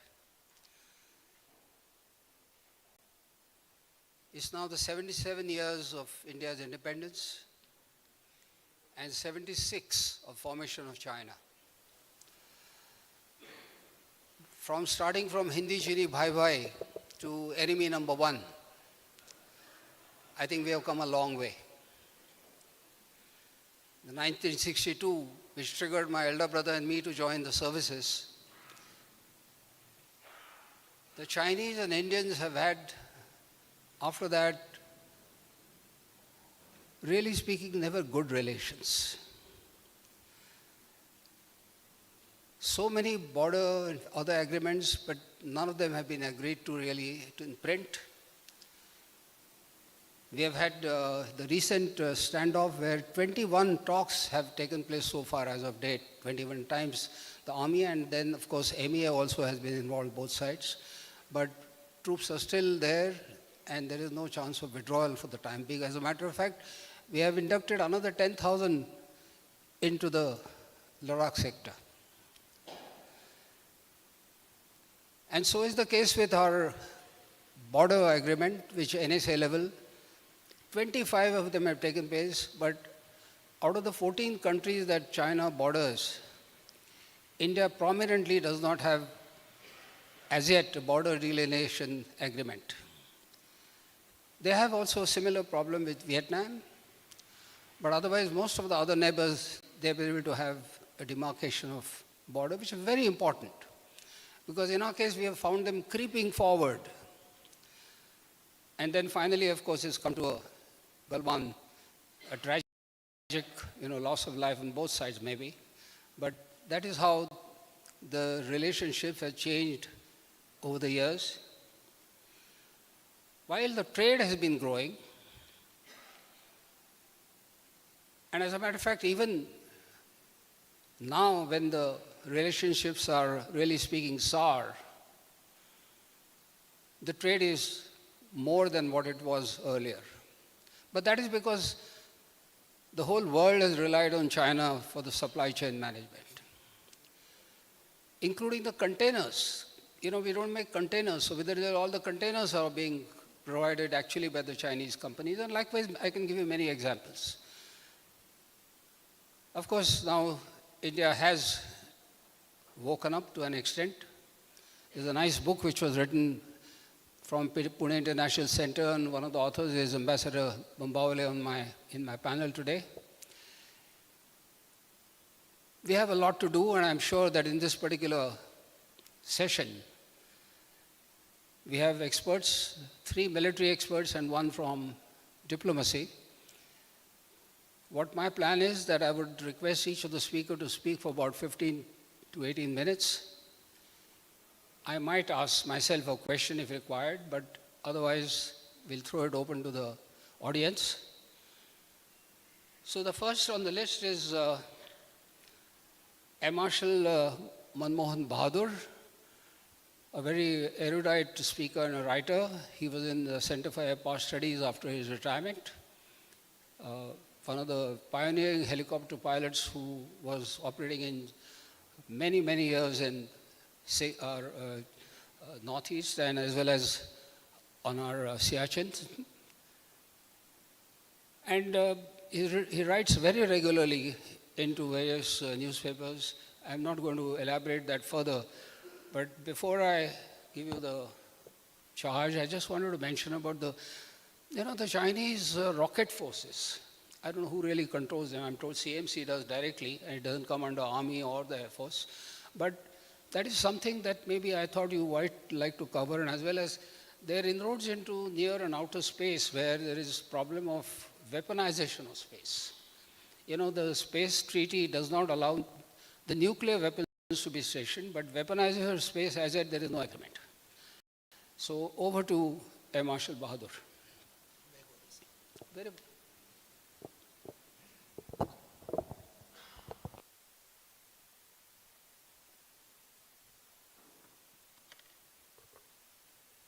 Ladies and gentlemen, Jai Hind and good morning. Good afternoon. We'll come straight to, ab isko band kar dijiye. I'll tell you when to put it on. Regarding India-China relations, to me it appears that the future is a bit turbulent. Basically because both are old civilizations, proud civilizations. And though there may be an asymmetry presently in various sectors, India is not a pushover. We're catching up pretty fast. So the famous theory of Graham Allison of Thucydides' trap, it was in the news roughly 5 years back, and everybody commented after his article came out, saying that an emerging power threatens to destabilize the equilibrium that exists with an established power. So between India and China, who's the emerging power, or is there a relative grading of the emergence of the two nations? And if we were to say that we are the emerging power versus an established power, or going to be an established power, that is China, would we like to destabilize as per that theory? To my understanding, I don't think this would happen because we have got various other priorities, and that's brought out by very many speakers. The first priority, of course, is to get the economic upliftment of our people. So while we are at it, it's important that we don't get pushed and that our hard power backs the political leadership and the diplomatic leaders in establishing India on the world stage. So what would China like to do in such a situation? Since we do not have expansionist tendencies, they will try to sort of keep us destabilized. Now, that has happened for the last 30 odd years through proxies, through our insurgencies, especially in the northeast, and through Pakistan. Now, Pakistan somehow is not, in the last 5 to 6 years, in our dialogue, in our discussions vis-a-vis an adversary, as we put it. Maybe, to my understanding, China would like to get Pakistan back into, as a front state, to keep us occupied, which we've managed. We've ensured that it is not exactly a direct threat as we used to see it 10 to 15 years back. And then what we need to do is re-establish hard power dominance by redefining the impact of air power. I'll talk air power, and sir, I will take your points about the rocket force and space a little later. Since there are army and naval experts on the panel, so I'll just talk of air power. Can I just have the slide, please? All right. What we don't understand, we understand aircraft, bombs, missiles, etc. But there is something called virtual presence of air power. In 1962, why didn't we use the Indian Air Force? Because there was a threat that if we use, they'll come and bomb our cities, especially Calcutta. Nothing happened. No aircraft flew, no fighters flew from either side. But there was a virtual threat. It deterred us from using that. All right, so air power has a chilling effect, a deterrence effect, when we are talking of hard power. So we need to establish ourselves, our Air Force, our air power, to that level where it is happened. So on maps, you see army, Pultons, the brigades, the divs, having spheres of influence. You have flags, you have little radii marked on that. Similarly, the Navy, though a little faster, but still way short of what any air power of any nation can do. It's marked in concentric circles. And since air power can move from one place to another and start operating from another place, those circles move with it. So this presence of air power, this virtual presence, shifts and brings its impact on larger areas depending on the type of assets you have got. So if we were to, next slide.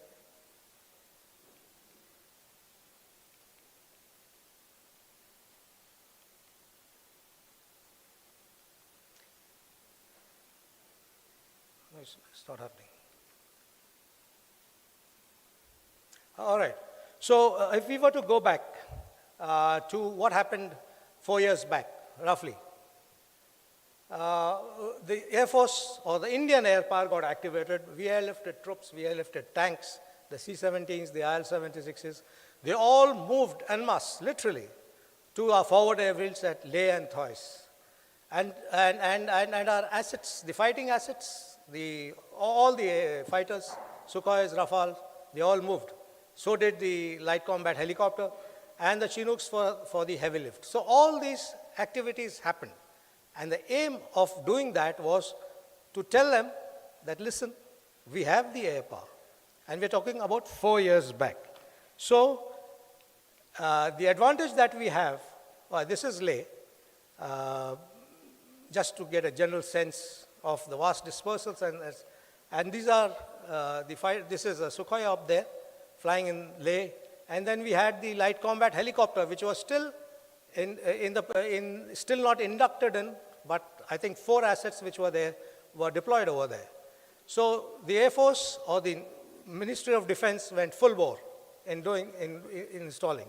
And it's important to understand this, and why I'm bringing this up is this is a slightly old slide, but it conveys what I just want to indicate.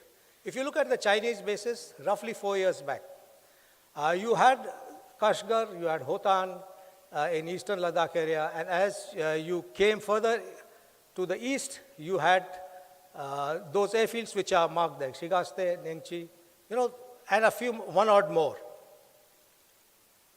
Whereas when we talk of the Indian dispositions, the Indian airfields, they're all over the foothills, all over, starting from Thois in J&K to Leh, a whole lot of airfields in Punjab, in Uttar Pradesh, in Bihar.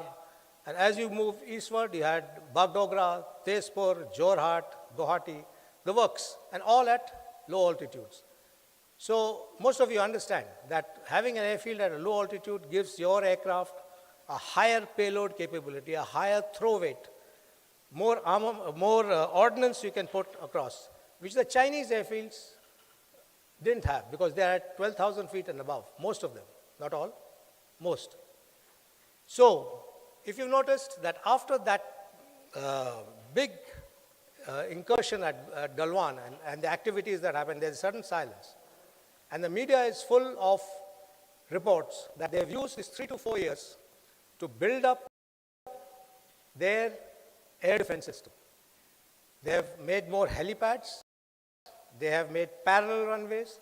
They had no hardened shelters at their airfields, which they have now got, which they have used these 4 years. What was the aim? The whole aim of that exercise was to nullify, because they knew that if it came to war, if it had come to war in 2020 or around so, it would have been the Indian Air Power or the Indian Air Force which would have gone across and carried the war to there. And their air defense in that area had a lot of holes. The airfields were far spaced out. They were not self-supported. If you knocked out on an airfield for 2 hours, then aircraft that may have taken off from there wouldn't have a place to land, literally. Okay, so they've used this 4 years, and what have they tried to do is to reduce that deterrence value, the virtual presence of the Indian Air Force over their territory. That's what they have tried. Of course, we are aware of that, but I thought I'll just bring this out to explain why and how air power comes into the equation. So let's not forget the eastern sector. We all keep talking Ladakh because that's where the action happened. General Kalita is there, and he would know much more than I know. But all the airfields that are up there have got our fighters, have got modern assets, our SAMs, surface-to-air missile, and so many more things which I don't know. I retired 10 years back, 11 years back. But the eastern sector is important too. And we have ensured that the potency doesn't reduce. So basically what it is, China trying to reduce the chilling effect of the Indian air power. So what should we do in the midterm? We're talking of assets, all right. The Chinese have a very organized defense industry. They are more or less now self-sufficient. Whether they have begged, borrowed, or stolen plans doesn't affect us because we have to face them. I mean, that's not an excuse. They steal. Okay, they have stolen, but we are facing the brunt. So we have to make sure that we tackle them. So our defense industry is coming up, but it will take time. You know, there is all the armed forces, the three of us, would like to be modern as on date today. But any development of a system takes years, decades. So there is in between a gap, which we have to balance out between buying and producing within the own country till you become potent yourself. So talking of the force multipliers that we have, the AVACs, the FRAs for long range strike, the integrated controls, the air defense control system that we have got, and finally, modern war would be a system versus system engagement. How good is your system versus theirs? It's not one J-20 of theirs versus one Rafale or one Sukhoi of us. It is a system fighting a system. How well have you put your cogs into that system and are operating that system? The cogs are important, of course, but all modern wars will be systems versus systems. That we have to take into account. And that's where we get into the 2 points which the chair talked about, the rocket forces and the development of space. Yes, space, there is a Outer Space Treaty, the OST, which bars weaponization of, that is, placing weapons in outer space. But transiting weapons through outer space, there is no bar on that. Using outer space to control weapons, or say nuclear weapons or whatever, there is no bar on that. So that is the lacuna that is being used. But I personally feel that it's just a matter of time where people will find, flaws in the argument to position weapons in space. To my understanding, it hasn't happened as such. But the threat from space, via space, exists. And the rocket forces, yes, that's a potent threat. As the recent wars have brought out that when you're talking of not only the ballistic missiles, but you're talking of cruise missiles, and that famous thing called UAV or drones that everybody is talking of. But all these, basically what are they doing? The UAV certainly everybody is talking of because it's coming through the medium of air and reducing, and it's part of that virtual effect of air, virtual effect of air power. It's a matter of time before we get the antidote, a good antidote to that, and we are working on that. So, having talked of the indigenous industry, what should be our outlook? For the midterm, I feel we will still have to depend on certain systems that we will have to get from outside, even as we develop our indigenous industry. But the long-term answer is obviously indigenous. It has to be the way China has become almost indigenous. They have almost mastered the fighter jet engine. Their J-20 is now flying with the WS-15 engine, both of their engines. So we have to get there very quickly. And on the geopolitical and diplomatic front, in this midterm, we have to back up our diplomats, our politicians with the hard power that they require to get their arguments across. And that can only happen with joint operations. This panel is as joint as you can think of. And it was so refreshing to hear the CDS yesterday when he talked of air power and said it's not a support service. I mean, good. And it was very refreshing. I'll stop at that, sir. Thank you.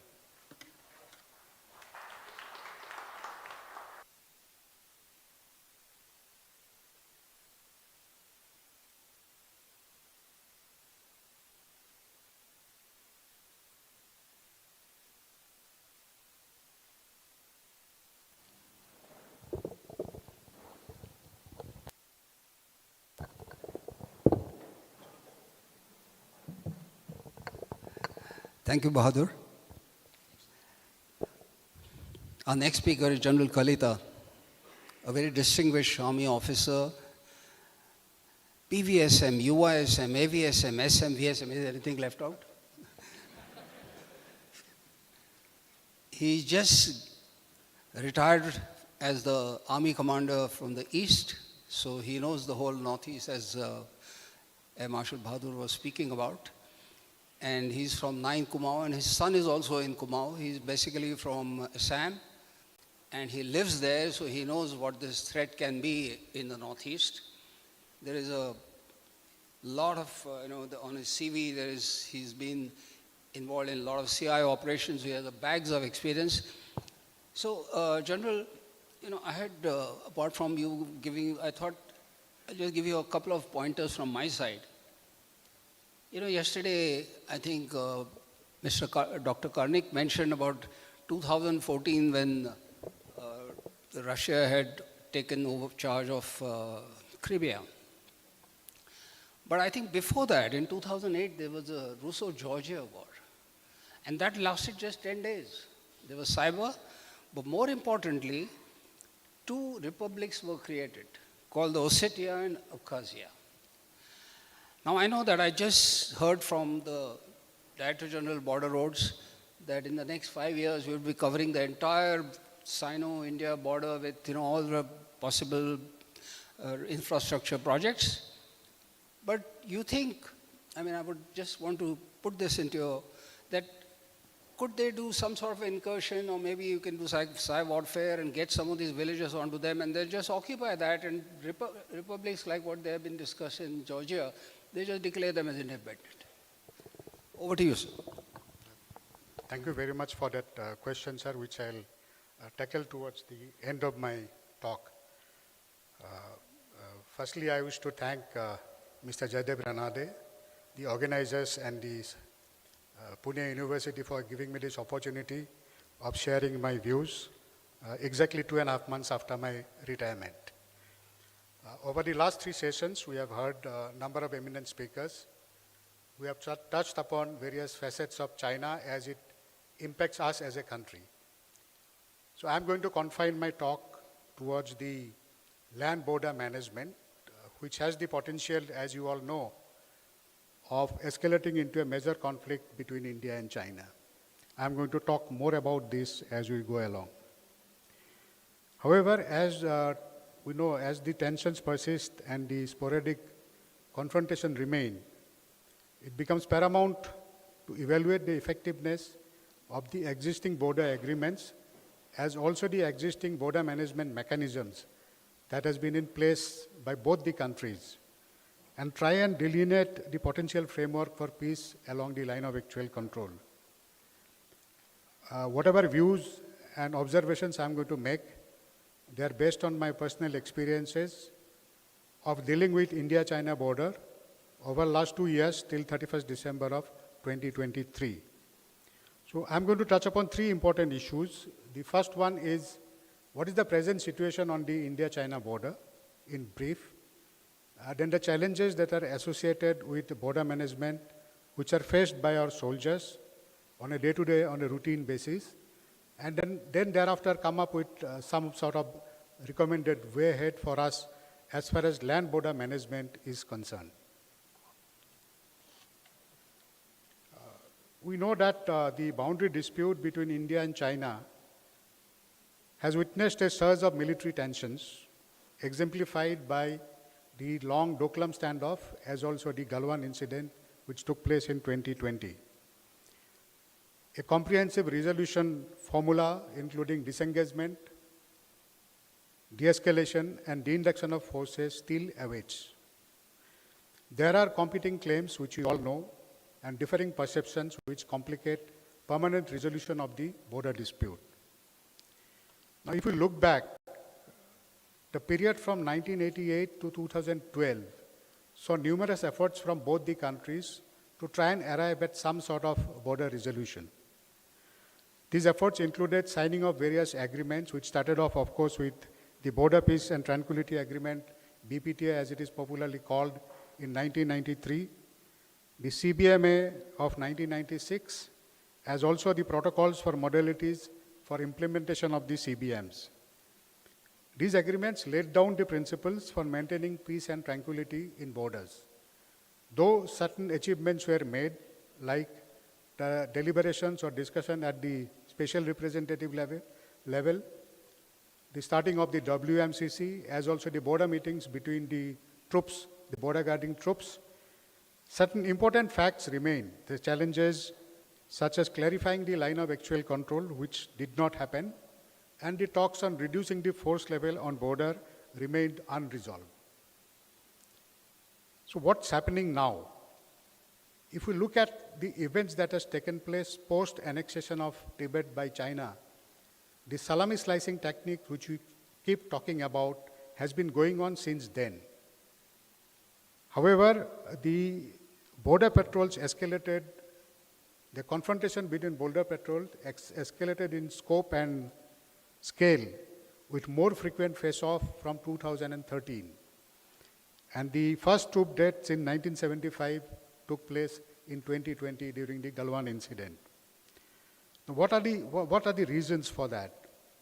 The superior infrastructure and the forward basing of Chinese troops right after the Doklam standoff, that is in 2017.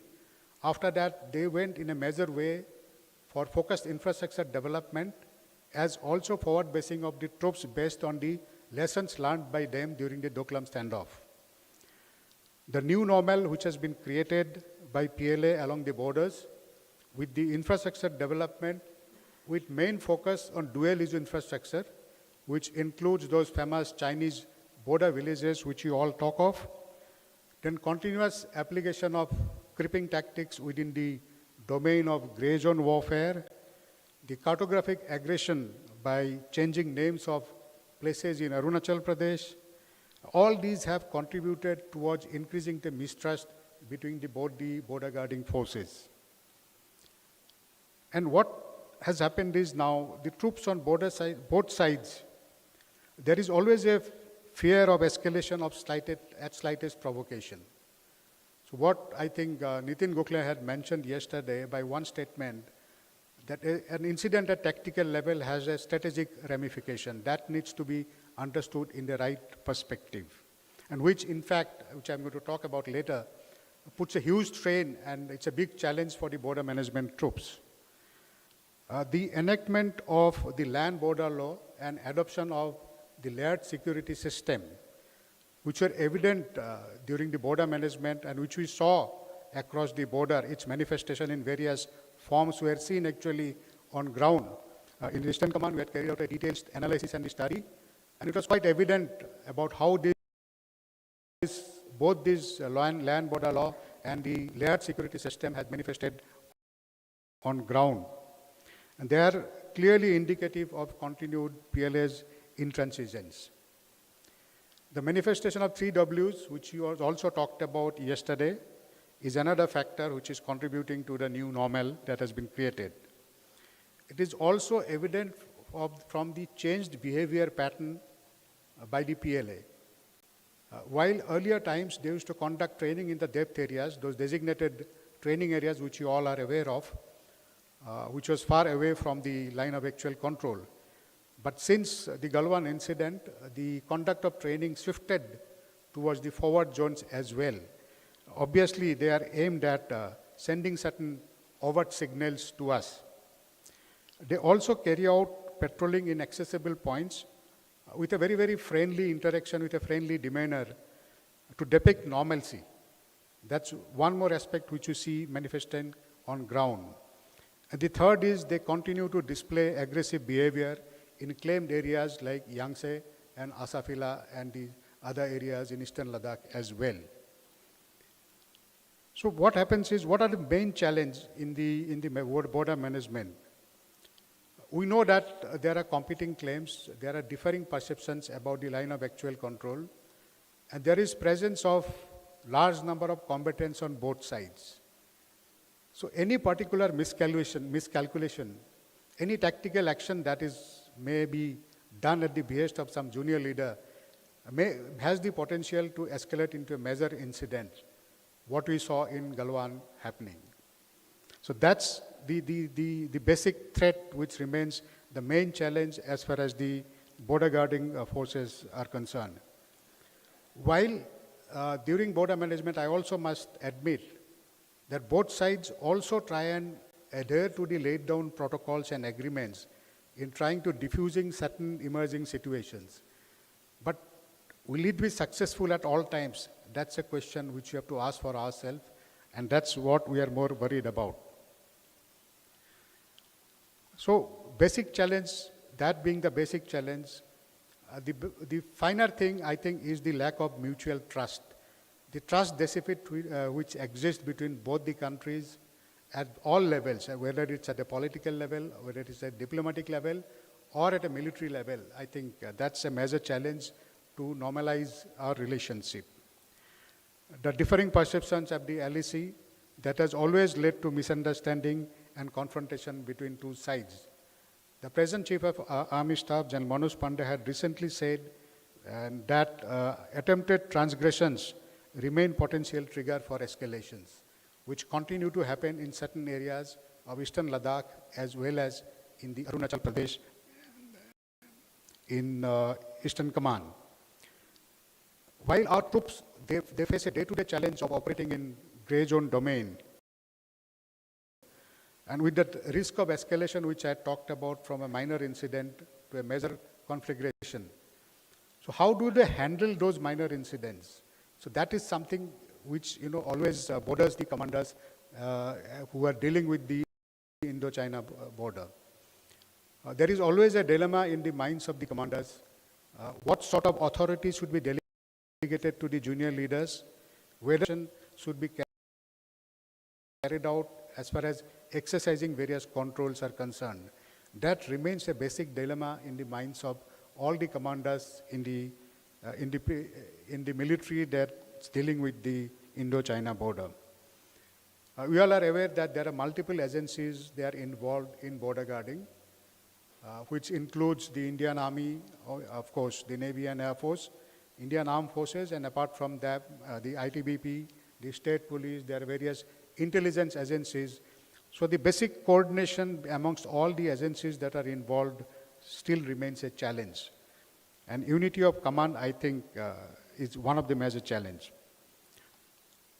So having touched upon what's happening on the border and the basic challenges, I would try and give certain recommendations.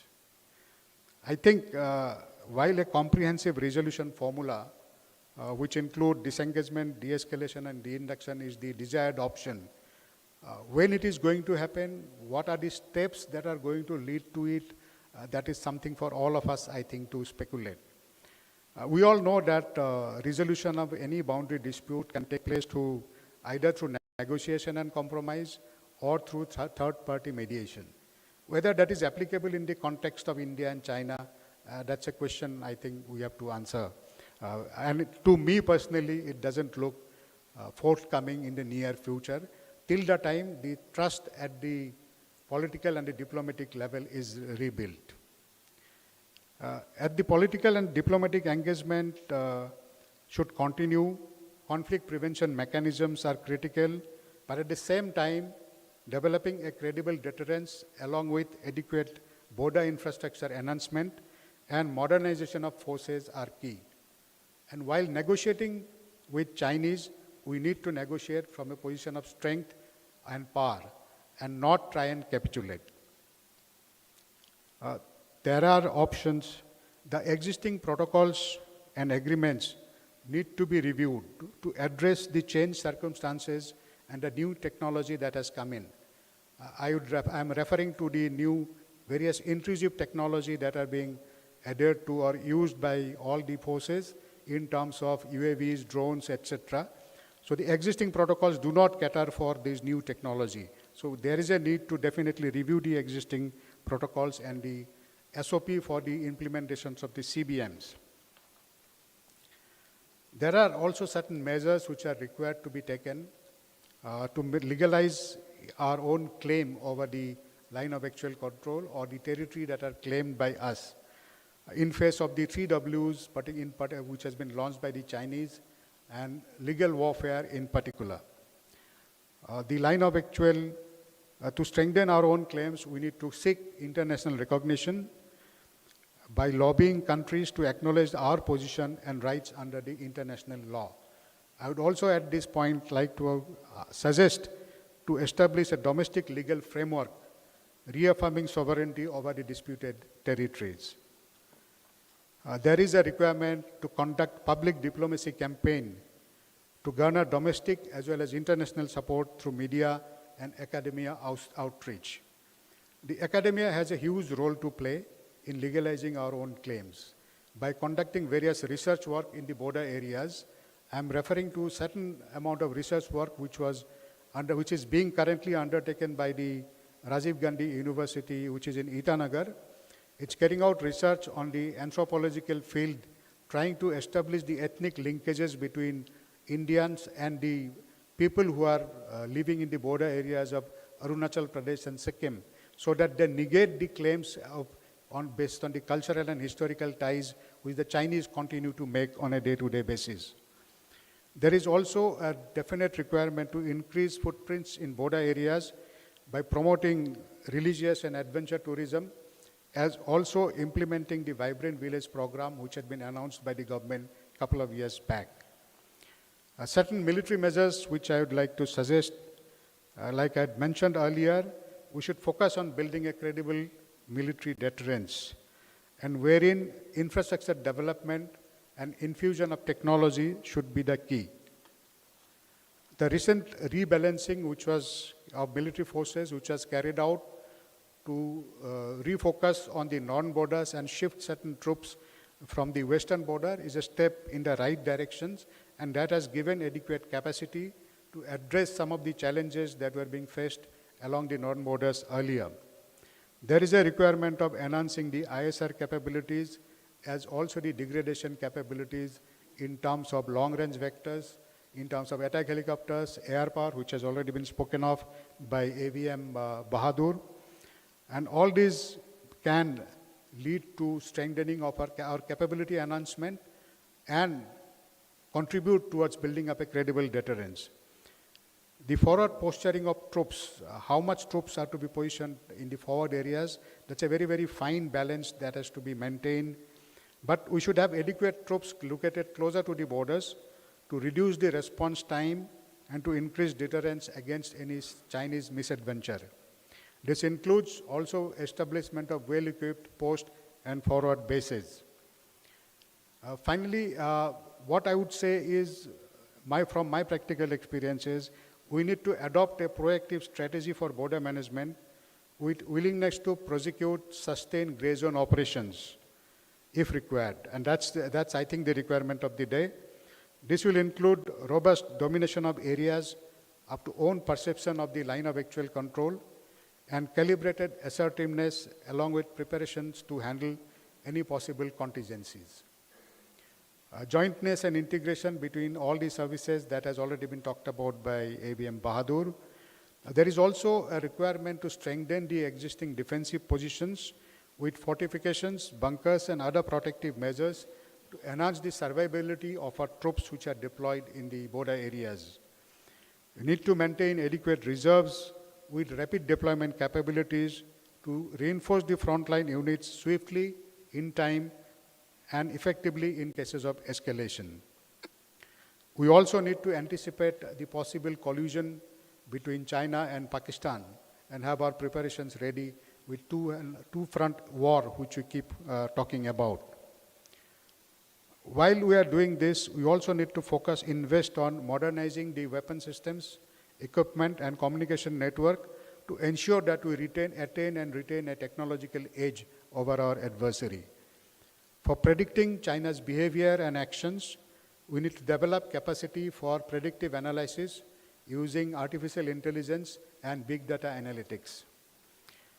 While doing this, we also need to conduct regular training exercises focused on mountain warfare, high-altitude warfare, and joint maneuvers to enhance readiness and preparedness along the line of actual control. The next key issue is the infrastructure development. There is a requirement to strengthen the infrastructure along the line of actual control in terms of building up the roads, strategic railways, airports, helipads, communication network, billeting, and logistics based on the new technology. There is also a need to re-evaluate defense acquisition plans to ensure that they are geared towards long-term sustenance rather than just possessing capability. Allocation of adequate funds is also a key to the defense preparedness. For synergized efforts towards infrastructure development and other capability development to meet any future challenges, a whole of nation approach is required, and in that, civil-military fusion is extremely important. There are certain critical policy and institutional dimensions which we need to look at.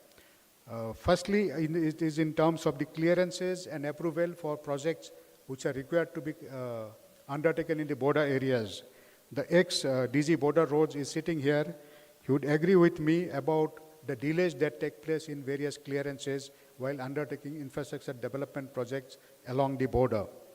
To obviate the delays, we need to have a single window clearance that must be extended to all sensitive projects which are to be constructed along the border. We see that presently there are numerous agencies that are involved in infrastructure development, whether it is border roads or NHIDCL or NHAI.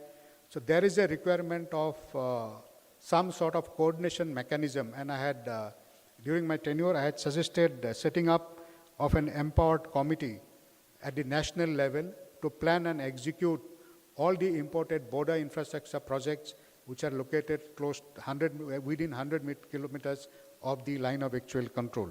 That's important to ensure synergized effort towards development of the infrastructure. With this, I would end my talk. As far as the intrusions or the incursions or the possibility of incursions are concerned, I think that would have probably happened. That possibility existed in 60s and possibly in 70s. After we have faced a series of transgressions led or transgression-initiated border escalations right from 2013, our approach towards any such possibility have matured and our preparations have evolved. And we have got, I would like to assure everyone, and particularly the Marshal Gokhale, that there are adequate troops in place. We have adequate infrastructure in place to respond to any sort of situation. We have adequate eyes and ears. We have adequate visibility and transparency across the line of actual control as well to identify any such potential misadventures from the Chinese side. Thank you very much for your patient hearing, and Jai Hind.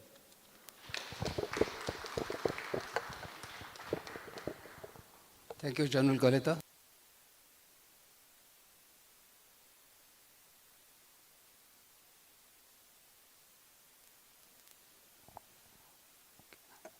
Okay. So once again, I think if people haven't heard, so let me thank you, and thank you for a very reassuring talk, especially because I had raised that question. And now we come to the maritime domain, and we have an erudite speaker, Admiral Anup Singh. No, that he's lost. Admiral Anup Singh, as you know, he commanded 4 warships and been the VOCWEF of that is on the Western Fleet. And thereafter, he's been to many think tanks, including VIF, and he's written a number of articles, books. So let me not take much time because, he has to also catch a flight at 4 o'clock. So I just wanted to put 2 points into your, from my side. Is, Philippines won the case in 2016, but it seems the world hasn't supported it. And actually, Philippines even withdrew the case against China when it comes to the Indo-Pacific, islands. And second thing I wanted you to speak, everybody talks about the CPEC, but very few talk about CIMEC, the Myanmar corridor, because that is where all the refineries are, and I think we have a choke point possibility. There is also this talk the Chinese are doing with Thailand for Isthmus of Kra. So may I now request you to take the podium?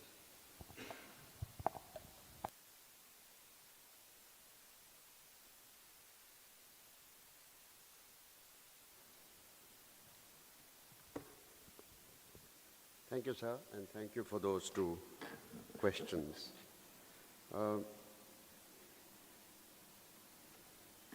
Let me put the timer so that nobody rings the bell.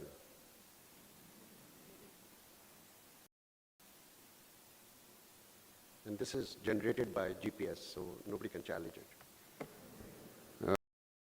At the outset, I must thank Mr. Jayadeva, Ranade, and Pune University. But I must profusely thank Mr. Jayadeva, Ranade for having kept me in his A list. My only fear is, while thanking him, is that 2 conferences of CCAS ago, I found myself for the first time in the last session. But I was the first speaker. Last year's conference in India International Center, I again found myself surviving by the skin of my teeth in the last session, and Nitin Gokhale, I remember, was chairing it. And at that time also I had given a hint to Mr. Ranade, please keep me in your A list. I seem to be slipping. And then I got the draft final program from Namrata, which showed me in the last session as the last speaker. So, I was clenching my teeth and fingernails and saying, good Lord, this seems next time I won't be included in any conference of CCAS. And that would have meant singing in Delhi while you are having a conference here next year, zor se jhatka laga, dheere se. Fortunately, I have been made the penultimate speaker, and Gautam is going to be the last one. Okay, let me start with the geopolitical preamble, a short one, even though I'm supposed to be speaking about the maritime domain and the navies of the 2 countries.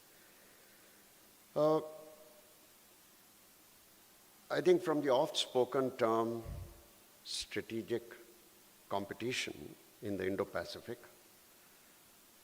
the world in our vicinity in particular, and generally across its lat and long, has now started saying there is growing strategic uncertainty, not just because of Ukraine, not just because of Gaza, but also because of forays that the Chinese are making in unknown and unexpected territories. The handshake between Iran and Saudi Arabia, brought about so secretly by China, was just one example. The next thing that China has done is something about which Xi Jinping had given a hint in 2013 when he made gestures to Kazakhstan, about $30 billion for oil and gas. And now it's gone to Kazakhstan once again, having made friends already with Uzbekistan, Kyrgyzstan, Tajikistan on its periphery. Pakistan is already in its pocket for ages. They are called all-weather friends. And that a lot more is happening insofar as China's acquisition of influence, as I call it, and spread of influence now is concerned. They have gone and done a warm handshake, not now with Russia, but in 2014, when both were in trouble. The Americans were saying, how can you be militarizing or thinking of militarizing artificial islands? How can you first of all be building artificial islands? And let me say that in 2015 or 16, I think it was 2015 when Xi Jinping made his first visit to the United States, and President Barack Obama mentioned to him in his official speech that you have started making artificial islands. We only hope that you will not militarize them. And in his return speech, President Xi Jinping said, these are only to assist fishermen and other people in distress. These islands will never be militarized. 8 months down the line, 3 of those largest artificial islands had airstrips with fighter jets and with SAMs, long-range SAMs, established. So that is insofar as trust about China is concerned. We are not the only ones since 1962. And I think that needs to be embedded in our playbook forever and ever that you cannot trust China. This bhai business can be actually put in some chronicles which can be burnt. They've just, by the way, just a week ago, they've concluded the 7th edition or the 5th edition of China, Russia, Iran trilateral naval exercise, comprising of 20 ships, out of which 2 were Chinese, very large, very powerful frigates and destroyers. 2 were Russians, but the balance of them were patrol craft and corvettes from Iran. And the host Iran had one of its important flag officers giving a press conference thereafter that this was staged in the most troubled zone of the world, particularly around 3 of the 5 most strategic waterways and straits of the world.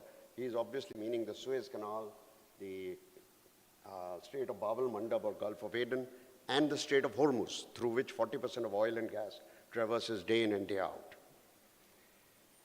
And he said that this is to bring about peace and tranquility, and we 3 nations, or words to that effect, are the only ones who can do that in this part of the world. So China is upping the ante everywhere also to tease its rival.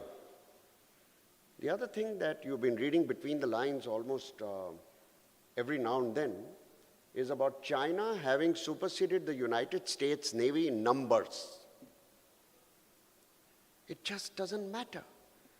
And for years I've been watching these CRS reports, Congressional Research Service reports, as well as the annual Pentagon report about the power of the Chinese military this year. And there is a sense of so much fear. What will we and the rest of the world do, because China is becoming all powerful? 400 and 450 warships makes no sense to anybody. If the US Navy's got 11 nuclear-powered aircraft carriers, which means there is no need for, they themselves constitute the blue water element of the Navy. That means logistic support is at a minimal required. And they've got 7 fleets across the oceans. They just don't need to fear. Insofar as ordnance and missilery, not just the nuclear warhead missilery, not just ICBMs, which can also have conventional warheads, but everything else that is packed in their ships and aircraft and strategic bombers is to be compared. Numbers don't really matter.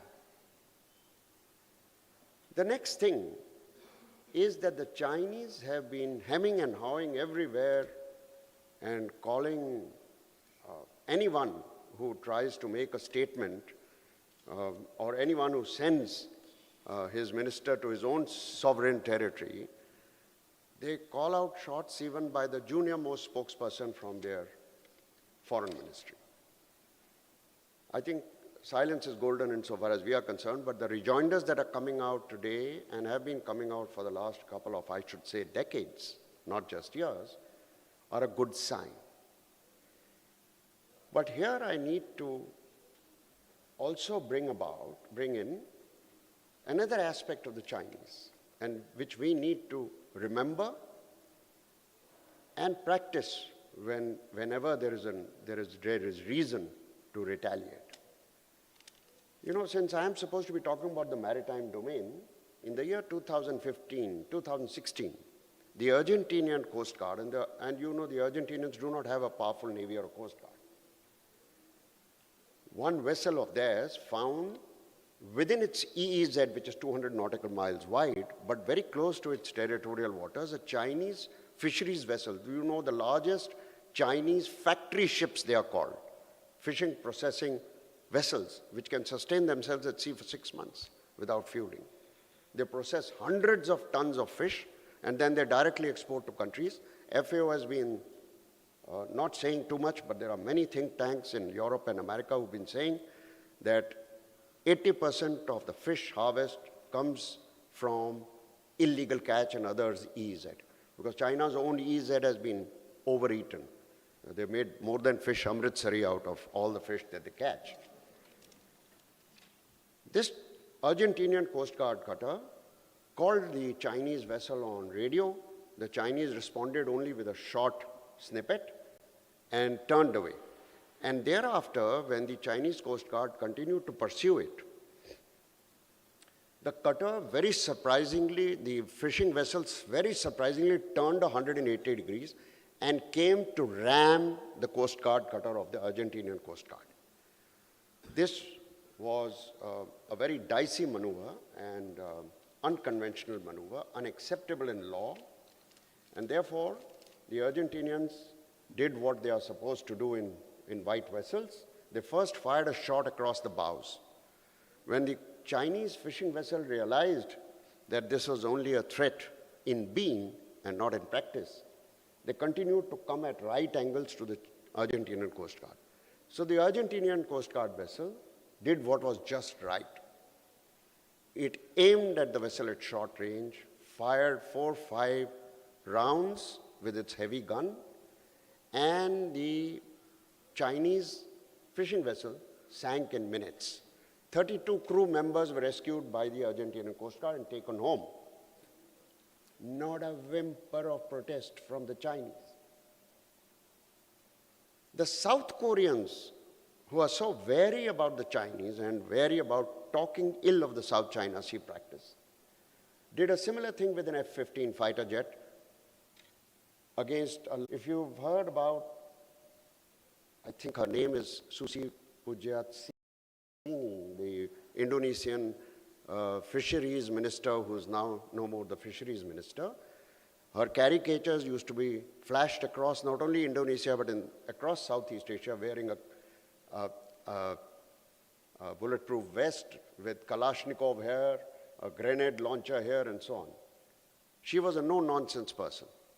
And when the Chinese were hitting with their Coast Guard vessels, Indonesian Coast Guard and naval vessels, blatantly in the Natuna Islands EEZ, in the same period, 2015 or 16, she ordered all captured fishing vessels, whether from Vietnam, China, or any other country which were pooled together in Natuna Islands, to be bombed out of the water.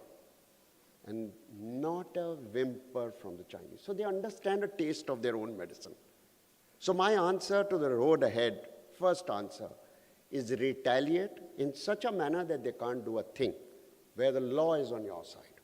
We don't have to get worried. Look at the size, insofar as military might of Argentina is concerned. Look at Indonesia against China. And look at so many others, including the South Koreans. Now, a lot of people are saying, my God, China and Russia have become such thick friends. It seems to be something which is going to trouble the West, particularly United States, a rival of both, and the rest of the world. Because these two giants, if they get together. So the first time they got together was when China had violated the Philippines EEZ and was troubling the Filipinos and was threatening sanctions against China. And America had already imposed sanctions against Russia because of Crimea in 2014. What did the two leaders do? For a nondescript bilateral naval exercise which used to be staged amongst 5 ships total, 2-3 from each side, alternately in Vladivostok or in some port, and this time it was in Qingdao. Both of them decided quietly to land up there and give a speech. And they said, to maintain, restore peace and tranquility, or words to that effect, we too, the largest nations in the Pacific, have decided to hereafter do these exercises to make sure all those who cast an evil eye on the Pacific are forewarned. And since then, this handshake has continued, including that big deal of oil and gas from Russia. Now, China is hungry for gas and oil, much more than 2014. So they are lapping up deals after deals. China is wanting to get into the Arctic as if it was an Arctic nation. They need Russian support. The Russians are not realizing what they will do finally. China has recently renamed Vladivostok in the Chinese language starting with H and claiming it. That has troubled and brought frowns and frowns on Putin's forehead, but he can't do a thing. China has also said, one of its members of delegation which were visiting Moscow, that parts of eastern Siberia, which used to be historically ours, must get back to China. And they are eyeing the Baikal Lake for meeting shortages of fresh water, potable water, which is terrible in the north and west of China. So this is making Lord Palmerston, the great British statesman of the 19th century, turn in his grave once again. Because he's saying there are no permanent friends or enemies. And that, ladies and gentlemen, is absolutely true about Russia and China. So someday Putin is going to wake up if he gets his claws out of Ukraine and realize that the Chinese have already done enough damage. And if he has to stop it, he better do it earlier. So let me now briefly talk about, I put the timer at 18 minutes, even though the chair had said up to 15 to 20 minutes, but let me shut this off, lest I get a warning. Hainan to Djibouti. Hainan is the southernmost naval base of China. To Djibouti, the first military overseas base is 5,000 plus nautical miles. Not easy. These are not Chinese waters. Whether Sri Lanka can be used for operational or peaceful turnaround, whether Gwadar can be used, whether some other East African port can be used.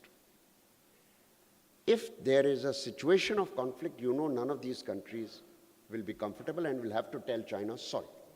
In any case, by the way, Colonel Herath would recall, the Jayawardene Rajiv Gandhi Accord of July 1987 had a line exchanged in the evening of the same day, with both agreeing that Trincomalee or any other Sri Lankan port will not be used by any third country's military vessels or aircraft, which may be prejudicial to Indian security interests. And it is for that reason that many a times you have been absolutely straightforward. I don't mind what you said about the eavesdropping ship that goes Yuanghua and 5. The Soviets kept doing it throughout the Cold War against America. An UNCLOS allows you to allow research vessels, but these are more than research vessels, and a good thing that you have told the Chinese that they cannot visit Hambantota and Colombo at will. When they come into Indian waters, we not only take note, we know how to counteract. And therefore, there is no problem. Insofar as the Indian peninsula is concerned, ladies and gentlemen, we have to remember it is the second largest peninsula in the world, owned by one country, at 2.2 million square kilometers. That's why we pride ourselves for having had almost 200 ports around its periphery, out of which only 60 may be operational, only 40 may be getting used for overseas trade. But that is our lifeblood, because our economy depends on foreign trade. 40% of our GDP is contributed by imports and exports by the sea.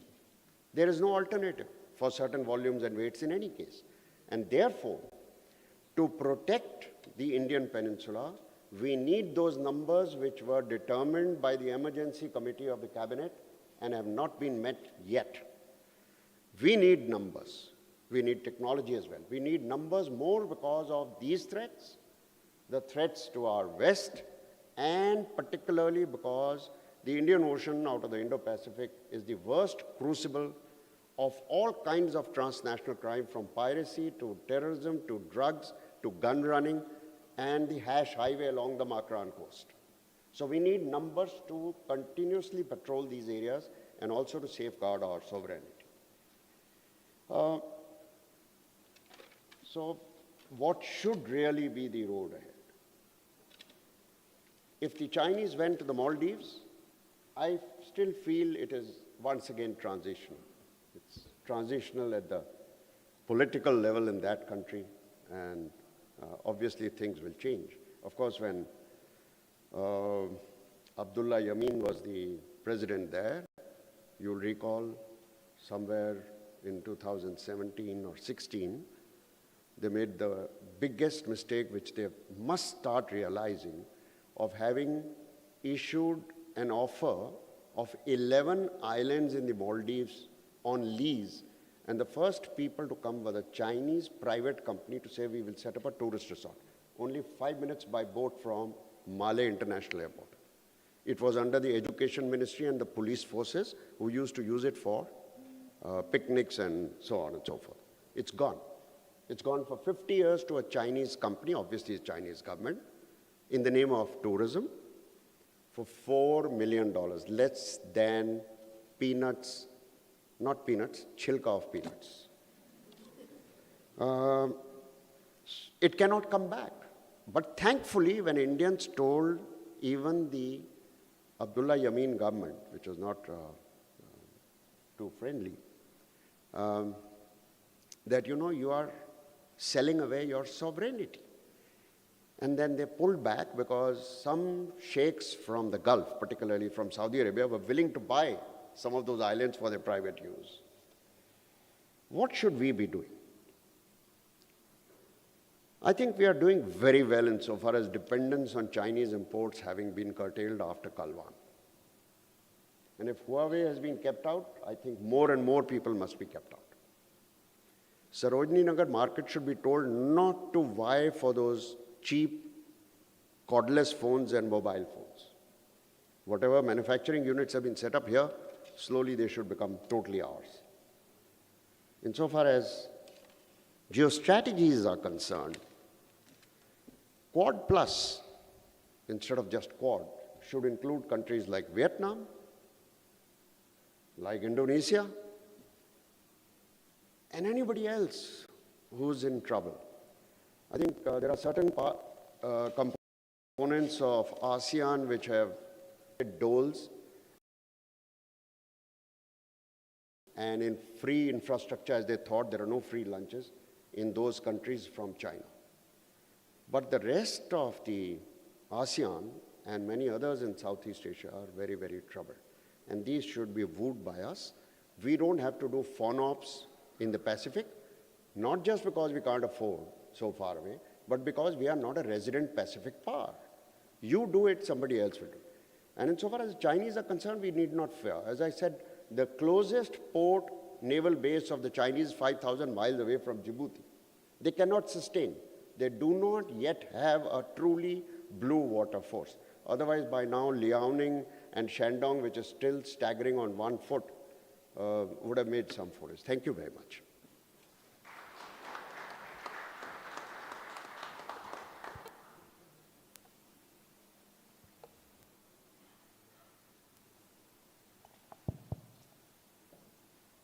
Thank you, Admiral Arup Singh. The last speaker is Ambassador Bambawale, a career diplomat, and he just chaired the earlier session. Prime Minister Bajpayee had said, "Sarkarein aayegi, sarkarein jayegi, partiyan aayegi, partiyan tootegi, but desh rehna chahiye." So the diplomacy has seen right from the word go, Indo-China relations. Gautam, may I request you to pan out as to how diplomacy has taken this ups and downs of the various governments that have happened, but still ensured that we are on the right track. And especially you have seen both the good times of Wuhan when you were there physically, when Prime Minister met Xi Jinping, and then thereafter, of course. So may I request you to take the podium. Thank you very much, and thank you for this opportunity to speak at this superb seminar. So let me start by saying that I think it's a great honor to be speaking last in the last session, because I also have the last word. So I'm delighted to be speaking last. What I'm going to do is I'm going to try to give you a macro perspective of India-China relations and focus on the road ahead. So if you look back, it was in December 1988 when the then Prime Minister of India, Mr. Rajiv Gandhi, visited China. that the template for the India-China relationship was laid during his interactions with the Chinese leadership, particularly with the then Supreme Leader of China, Deng Xiaoping. Jayadeva, Ranade and I both happened to be stationed in Beijing at our embassy there, so we remember those days very clearly. But that was the template in which India-China relations developed right from December 1988 to, I would say, roughly the start of 2020. And what was that template? The template was as follows, that while India and China had differences and had not resolved their boundary issue, they would maintain peace and tranquility on the border while attempting to resolve the boundary, while trying to resolve the issues on the boundary between them. This was all on the one hand regarding the boundary. On the other hand, the rest of the relationship, whether in the area of commerce, trade, investment, culture, science, technology, was allowed to move ahead. So this was the template in which India-China relations developed from December 1988 till the start of 2020. Now, as we move forward in the 21st century, we realized that India had changed, China had changed, and the rest of the world had also changed. And as a result of that, there were certain frictions which developed and which happened between India and China. On the military side, there were frictions like at Depsang in 2013, at Chumar in 2014, in Bhutan in 2017. But there were also frictions between the two countries, positions that the two countries took which were diametrically opposite in other areas, whether it was at the World Trade Organization, whether it was in the area of the United Nations, etc.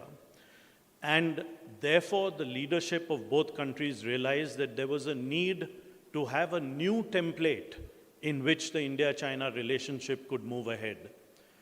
And this was the effort, to find a new template for the India-China relationship, which was the motivating factor for having the two informal summits between the leaders of India and China, between Prime Minister Modi on the one hand and President Xi Jinping on the other. The first of those informal summits took place at Wuhan in April 2018, and the second one took place here in India, in Chennai, in October 2019. The focus of the efforts in those meetings was to try to see if we could find a new normal, a new template, a new methodology, a new way forward in India-China relations. Unfortunately, and I have written about this in public, so I don't hesitate in saying so, and of course, as General Kalita will realize, there is independence once you have retired from government service. You can say what the hell you want, which you couldn't while you were in service. But I believe that when Xi Jinping arrived in Chennai in October of 2019, he had already ordered his military to begin preparations for what eventually developed as their operation in eastern Ladakh. So why he did so, it's not something which I have really thought about. We'll have to find out, we'll have to analyze it more closely. But by 2019 end, he had already decided that there would be a kind of military operation which then later unfolded and which we saw happening in eastern Ladakh in the summer of 2020. Now, once the Chinese had undertaken this military operations in eastern Ladakh, the whole relationship has got into disequilibrium. The whole relationship has got disturbed. And as a result of it, of course, our military authorities and our militaries, both the Army, the Navy, and the Air Force, responded magnificently. We held the Chinese at a certain point on the line of actual control. Very many people ask the question, have we lost land? Have we lost territory? And the answer to that is very complex, because when you don't have a boundary, when you don't have a line of control or a line of actual control which is common between the two sides, it's very difficult to answer this question. But the fact is that we know, even from public records, from what has appeared in the newspapers and magazines, and I'm not, revealing some great state secrets, but we realized that there were certain points on the line of actual control in eastern Ladakh which the Indian Army used to patrol to in the past, which it is not able to do today. So obviously, I can say that the status quo has changed, and we have attempted to disengage troops at several points in eastern Ladakh, but there are still two outstanding areas where this has not happened and which we hope that we will be able to do. Now, where does that take us? The government of India has responded adequately and correctly by banning Huawei from our 5G and future 6G and 7G rollouts and trials. We have blocked certain Chinese companies from investing in India. We have not really focused entirely on imports and exports, but we know that we are taking measures which will reduce Chinese imports into India, because we will start manufacturing things which we are importing today ourselves. So I think on the whole, the response of the government of India has been adequate. We have shown that the relationship has been put into disequilibrium. How do we move ahead? My answer to that, and I think the government of India is holding to that line, is by quoting to you a Chinese saying which states that the one who ties the knot has to untie it. And in this case, the knot has been tied by the Chinese side, by the Chinese military, by the Chinese government. And they have the primary responsibility to untie it. Till then, India will continue to have the kind of policies that we have. We need to persevere with the current policy. We need to be tough with China. As General Kalita said, and I agree with him entirely, that they do not understand anything else but firmness. We need to be firm about this. If we deter and go back, they will take it as a sign of weakness. So the road ahead is going to be tough. The road ahead is going to be rocky. The road ahead is going to see India-China relations slip to new lows, but this is what India will have to do if we have to stand up to the China challenge.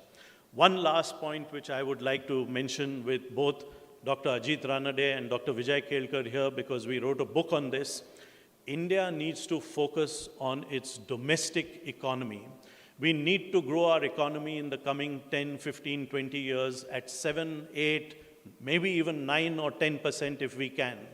We need to focus our energies on manufacturing more in India. We need to focus our energies on replacing Chinese imports, and that is the direction in which we need to, all of us, not just the government of India, but the people of India also need to move, and that is the road ahead which will stand us in good stead. Thank you very much for your patient listening. Thank you to the organizers.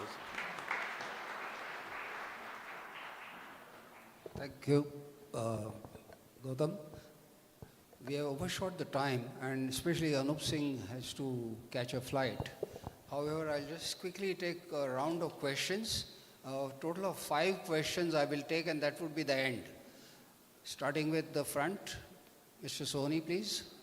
Then Mahajan, then the person who's, okay, Soman, and then the red shirt, and the 2 ladies that side. Okay. So, but we're going to just have one round, and may I request all of you to please write down the questions if there are any. Has Anup left? His laptop is here. Okay.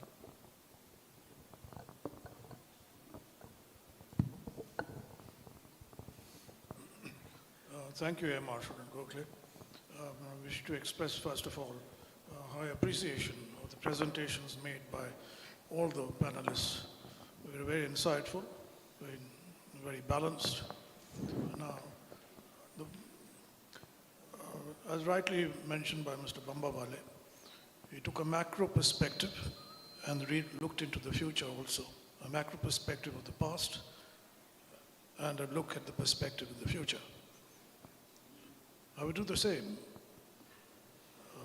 Perhaps we may, in all fairness, take a view that from December 1988 till 2019, what transpired suited the People's Republic of China rather well, in the sense that they could develop their policies vis-a-vis India, so to such an extent that today, one of the defining features of the last 25 years has been not just the ascent of China, but the ascent of China in nexus with Pakistan. And today we face that immediate existential threat. Now coming to a very micro approach. Today is the 19th of March. The election process starts on the 19th of April. It stretches to the 4th of June, when the results are to be announced. Everyone who's associated with the constitutional process involving elections and the process following elections would appreciate the fact the entire state, the Union of India, is engaged heavily in managing the general elections to Parliament, especially in our multi-party democracy.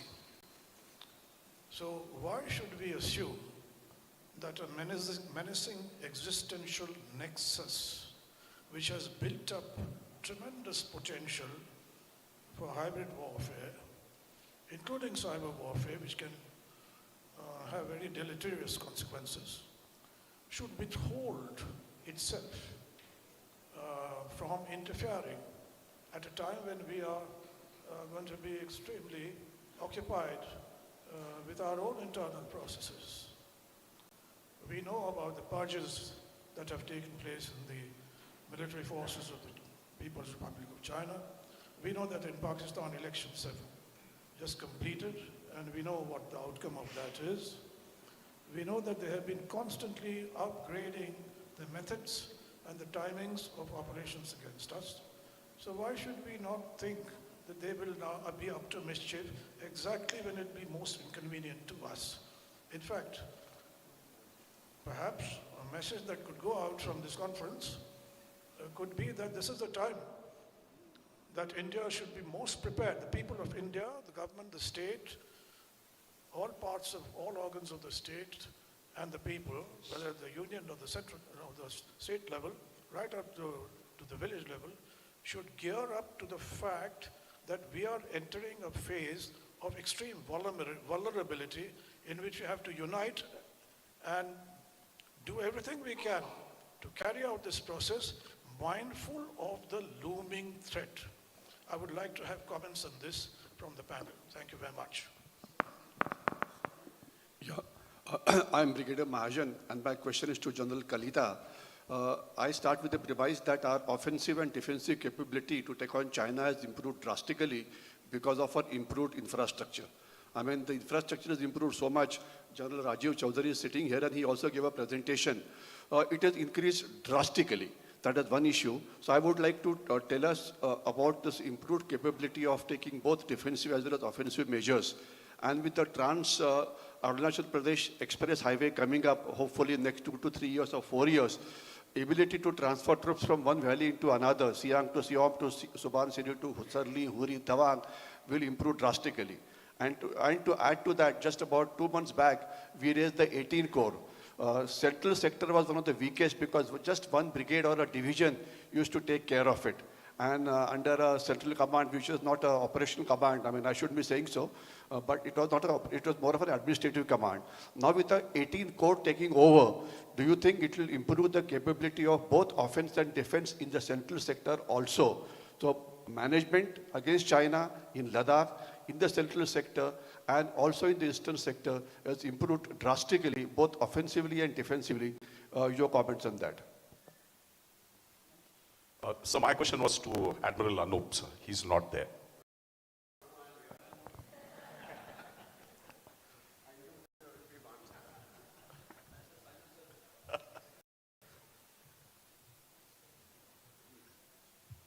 Sir, right at the outset, I would like to thank, compliment Admiral Anup on an excellent talk. I'm just going to differ with you on one particular point that you mentioned, and you talked, of course, the point that you made would be very reassuring to the Americans with their 11 aircraft carriers, where you seem to suggest that, that should not really worry them in terms of the numbers of hulls that the Chinese are building, sir. I could talk about it from the point of vulnerability, I could talk from the point of threat, but I'm going to restrict myself from the point of threat. Because vulnerability is known, a carrier of the Nimitz class just costs about $4.5 billion, and another 6,000 sailors who are going to be on top of it. I'm talking from the threat point of view, and I'll give you historical kind of arguments. You look at the Falkland Wars, there were a total of 3 aircraft carriers. The Britishers had 2, HMS Invincible and HMS Hermes. On the other side, the Argentinians had 1. As soon as there were 2 losses of surface crafts, that is General Belgrano from the Argentinian side, and you had Sheffield, which was from the British side, both the carriers were pulled to a safe distance. That is number one. Even if you go into the 1971 operations, the Vikrant was only committed after the threat of the submarines was over, when the Ghazi was sunk. You look at it from the American point of view, their aim or their idea of addressing the Chinese aggression initially was force projection so that they ensure that the Chinese influence is not coming beyond the first island chain. However, with their anti-access, anti-denial strategies, that made them rethink about their strategy. And in fact, now there is a kind of an inversion of strategy that is being talked about. Because what the Americans are probably now trying to do is a replication of the denial strategy with American characteristics. That is all. Since this is the only round, 3 more questions and that's it. Yeah, the person in red hand. There? Yeah, so hello, red, sir. and after that, they're at the end there, and the lady in the between. Good afternoon, sir. My question is to Bambawale, sir. Sir, given all the situations lately, what are the areas where India and China are cooperating for securing mutual interest at global level?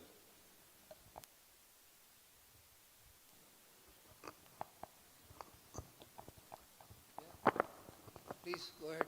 Yes, sir. Thank you, sir.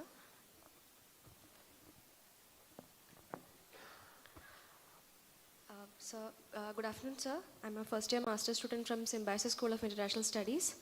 My question is to Lieutenant General Kalita, sorry. To what extent does China have influence over the ethnic armed groups operating along the Indo-Myanmar border? Is there evidence of China supporting these groups in any ways that could destabilize the region, especially for India? I have a follow-up question. We see videos and reports of Chinese soldiers finding it difficult to cope with the high altitude deployments like we saw in Galwan. Is there any measures they are taking to improve their high altitude warfare capabilities? Thank you, sir.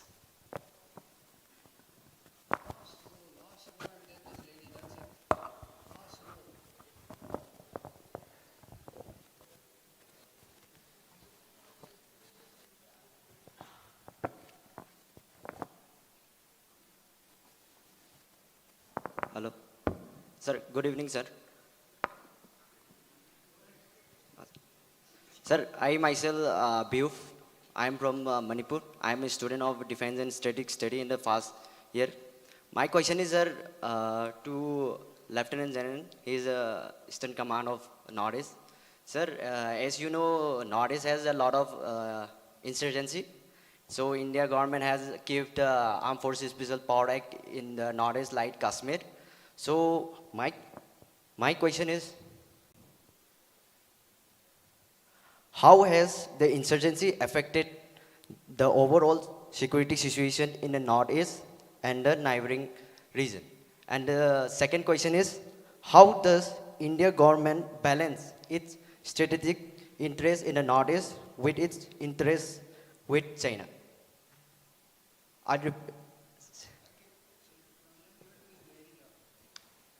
Hello, sir. My name is Anuprita Khare. I am from DIMA, Defense Equipments Manufacturers Association, and my question is to Kalita, sir. Sir, regarding modernization and deterrent weaponry, does recent firing of Agni 5 MIRV capable missile has any large significance?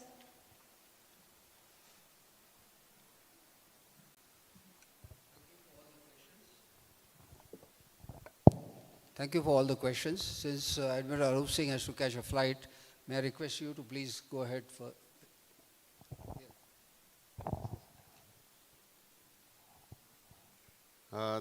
First of all, I must clarify that it was not indiscipline on my part to move out and come back.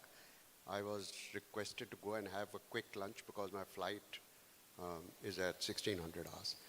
So I was allowed to even go without answering any questions, but then Namrata was giving me dirty looks. There are no free lunches, so I had to come back.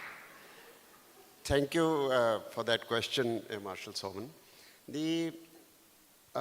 Insofar as the Falklands War is concerned, there are certain things that have remained below the radar insofar as facts about ammunition given by a NATO country to Argentina are concerned, particularly torpedoes for its submarines.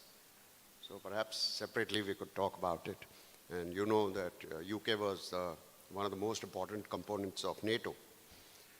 Insofar as hitting the Belgrano was concerned, there's something that you must have heard about, a total exclusion zone. It's not written in the law of armed conflict. It is not permitted, or it has not been codified, but this was TEZ for the first time in history declared by the British, and its perimeter was approximately 500 nautical miles by, if you called it a diameter. So the Argentinians didn't expect that they could be hit over there.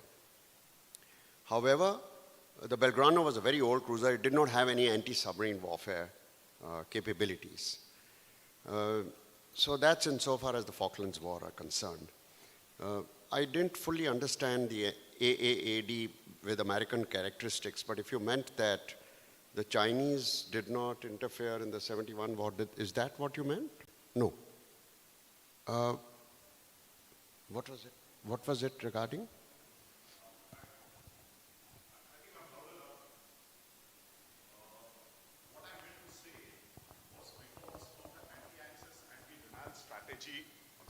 That has been put into effect by the Chinese, there is a certain amount of threat to the American carriers who are now only operating on the fringes of the South China Sea and on the East China Sea. I was particularly referring to the kind of threat that is posed to the aircraft carriers, because even in the American maritime strategy, the aircraft carriers are supposed to be the centerpiece. But now they're having a rethink, and that is what I was trying to tell, is that the Americans want to throw the same strategy back at the Chinese. It's a kind of inversion that is taking place, is they want to ensure that the Chinese don't come beyond the first island chain through anti-access, anti-denial, rather than entirely depending upon aircraft carriers. Okay, a very valid question. And if I mentioned in my talk about Vladivostok being the cynosure of two eyes at the moment, there is a reason for that. They want to make sure that they go beyond the first island chain and staging post in Vladivostok. I don't think it'll ever happen in the future because the Russians are not going to be sleeping.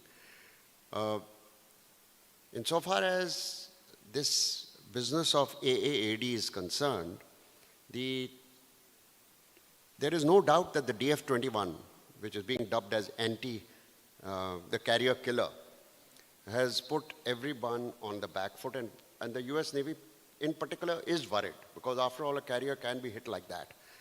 But their carriers are not vintage as yet, not even the Nimitz class. There is the Gerald Ford, of course, is the latest, and all future carriers will be based on the Gerald Ford or beyond. They have sufficient amount of anti-missile defense, not just anti-air defense, with the escorts that surround the carrier, apart from the carrier's own aircraft, whose you know, and a US carrier carries between 85 to 90 aircraft of all kinds, an umbrella of about 200 nautical miles. However, this being a ballistic missile, there is no doubt they are worried. The Chinese are also fully aware that if they try anything of the sort, even with a conventional warhead, the Americans will not keep quiet. They'll be made mincemeat of in their own heartland, because retaliation will positively happen. And there is no dearth of ammunition. By the way, why the Americans are in the state that they are, because in Barack Obama's time, there was a sudden decline of budgetary allocation. And after the 9/11 attacks, I think sometime around 2009, they peaked at $900 billion budget. It came down to about $500+ billion, just nothing, even to sustain. That's why their Navy has been declining in numbers. Now they are on an upswing. So things will positively happen. There is no doubt it will be a cat and mouse game insofar as AAD is concerned. They'll keep the carriers a little further away. Thank you very much. Ladies and gentlemen, please give a round of applause for Admiral Arup Singh. And Anup, we wish you a safe flight back home. Thank you. May I hand over the mic now to General Kalita for answers. Thank you. I didn't know that I'll get so many questions. So, but still I'll try and answer them in a very, very brief manner. But otherwise, 7 questions will take up about 15 minutes. Firstly was about the collusive threat which Mr. Sohani had asked about. The possibility of collusive threat from China and Pakistan in multi-domain warfare is always been talked about. And I think there is adequate preparations in place, whether it is in the time of elections or in any other time during the campaigning season. Though there are certain challenges as far as capability development is concerned, towards meeting both the threats at the same time. But the preparations are on, duties, so there is no dilution as far as arm play out more during the election campaign time. The second question is, General Brigadier Mahajan had asked about the offensive and defensive capability. Basically, what I would say is that the 3 aspects towards capability development when you look at building up offensive or defensive capability of any armed forces. One is the force restructuring or modernization, and the second is infrastructure development which can support such type of offensive or defensive operations. And third is, which has become very, very relevant now, is infusion of technology, because we have to keep pace with the development in technological fields that is taking place around us, and we need to migrate from a force-centric sort of military to technology-dependent military as well, though the boots on ground will always count. So as far as offensive and defensive capability build-up is concerned, I think the rebalancing that has taken place in last 3-4 years has given us adequate teeth to launch any form of offensive across the non-borders as well. The recent conversion of the 18 Corps, which you talked about as part of Central Command, has basically given unity of command in the central sector, which was lying neglected. And it has both inherent defensive as well as offensive capability with the troops that have been organized or organized in Central Command. So that is as far as offensive and defensive capability is concerned. Next we come to the Myanmar. Somebody had asked about the ethnic armed groups and the Chinese support. There are 2 aspects to it as relevant to India. One is the ethnic armed groups which are operating for some sort of autonomy or sovereignty from Myanmar government. That is particularly in these areas of Shan state, Kachin, Rakhine and Chin states. So those are the areas where we all are aware that China has been playing the dual game of supporting the military junta as well as the ethnic armed groups traditionally. Right from beginning they have been supporting both sides.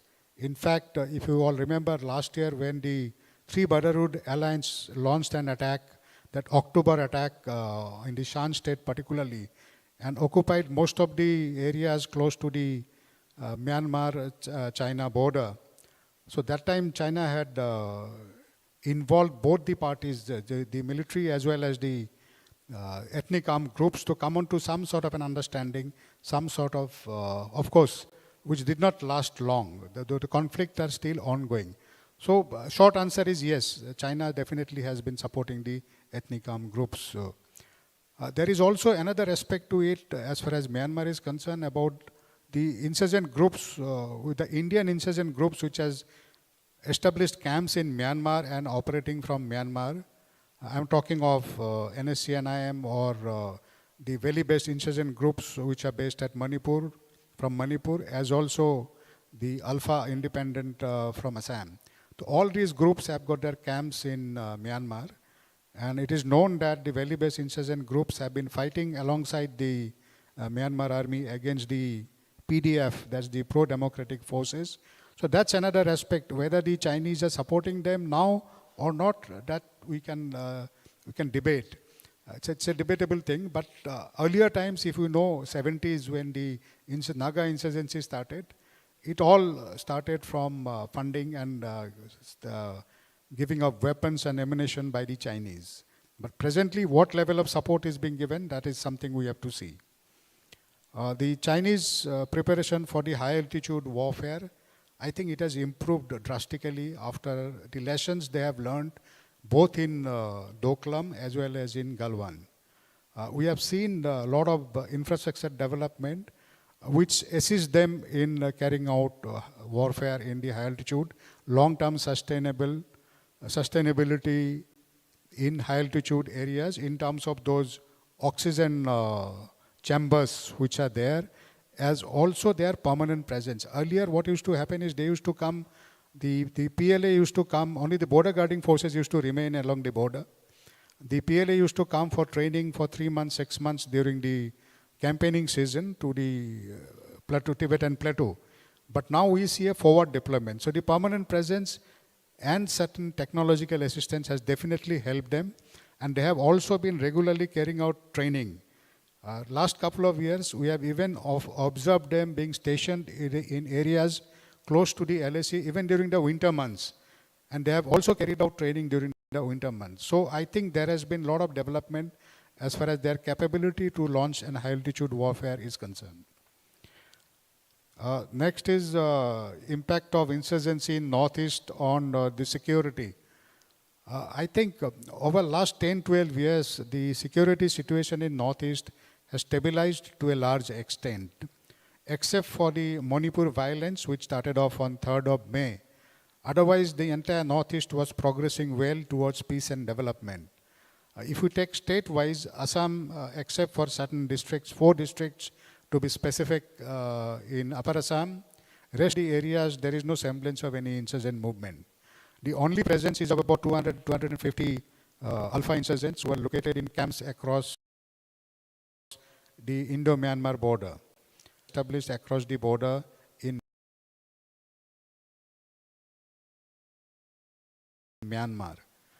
Even the valley-based insurgent groups, that's the Meitei insurgent groups, which were earlier located in Myanmar camps, post they are siding with the Myanmar army in fight against PDF.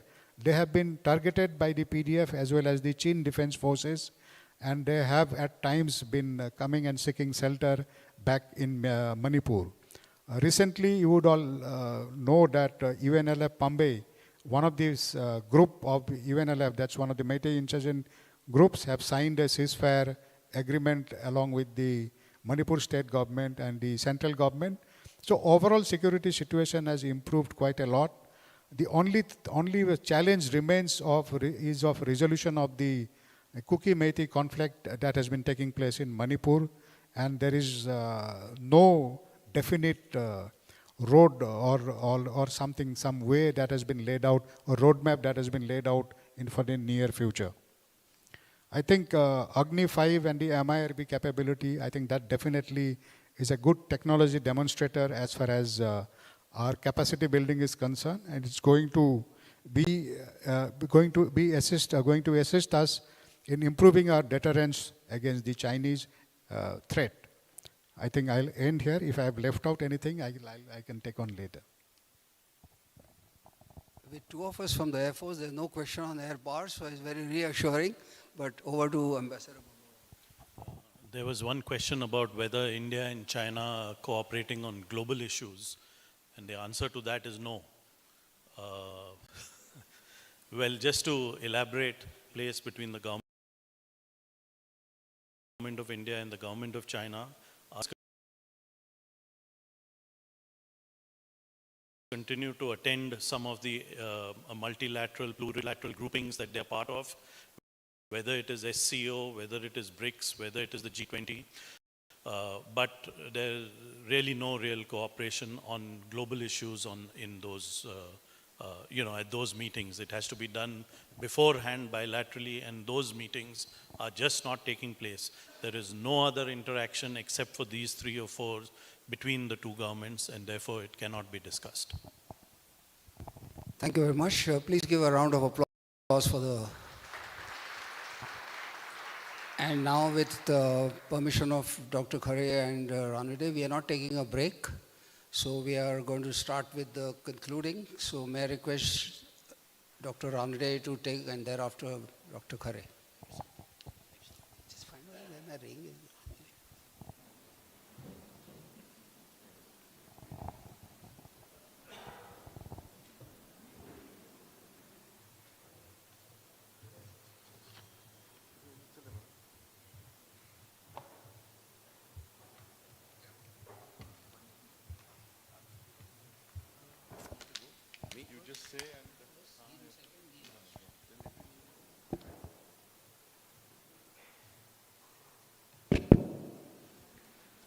Ladies and gentlemen, we are at the end of our seminar, a 2-day seminar. And firstly, I would like to thank all of you for being present, for asking what I think were very incisive and pertinent questions, and to Dr. Khare and Air Marshal Gokhale for helping us organize this conference. I'd just like to make a couple of observations based on what I heard and the questions that were asked over the days. One point I would like to make, and since the subject did come up and General Kalita did answer it, in fact I was hoping that someone would raise the issue of the Northeast, because you could not have had a better person to respond. But while on this topic, we also discussed yesterday cyber and cyber warfare. And in that context, I just want to mention that the manner in which the cyber warriors manipulate videos and texts is also something which is, if I may say, a force multiplier in causing dissension. And if you recall, a couple of years ago, there was a video that went viral showing a certain community being discriminated against, being beaten up, etc. And they were portrayed as people from the Northeast. If you remember, a lot of them began leaving. When a forensic study was carried out trying to determine the source of that, it was found that actually it was a Pakistani-made video regarding the Rohingyas in Bangladesh. So I just thought I'd mention that there is a lot of that going on, and there is a lot of disinformation also that is floating around. The second thing is the couple of questions that were asked, asking essentially whether we can cooperate with the Chinese, whether, whether the Chinese is so strong that we can't compromise. I think we need to get out of a defensive mindset. We've heard from the experts here today that we are in a strong position. We are in a position where we can respond meaningfully in case the Chinese attempt any adventurism. And I think as far as cooperation is concerned, when you can't trust a person, how can you cooperate with him? That will be my question. But anyway, our purpose was to come here to raise an awareness about China, its activities, and how we need to deal with it. And I think going by the questions raised and the interest taken, I think we have achieved some of that at least. So I thank you all for being here with us over the last 2 days and for making this conference a success. Thank you.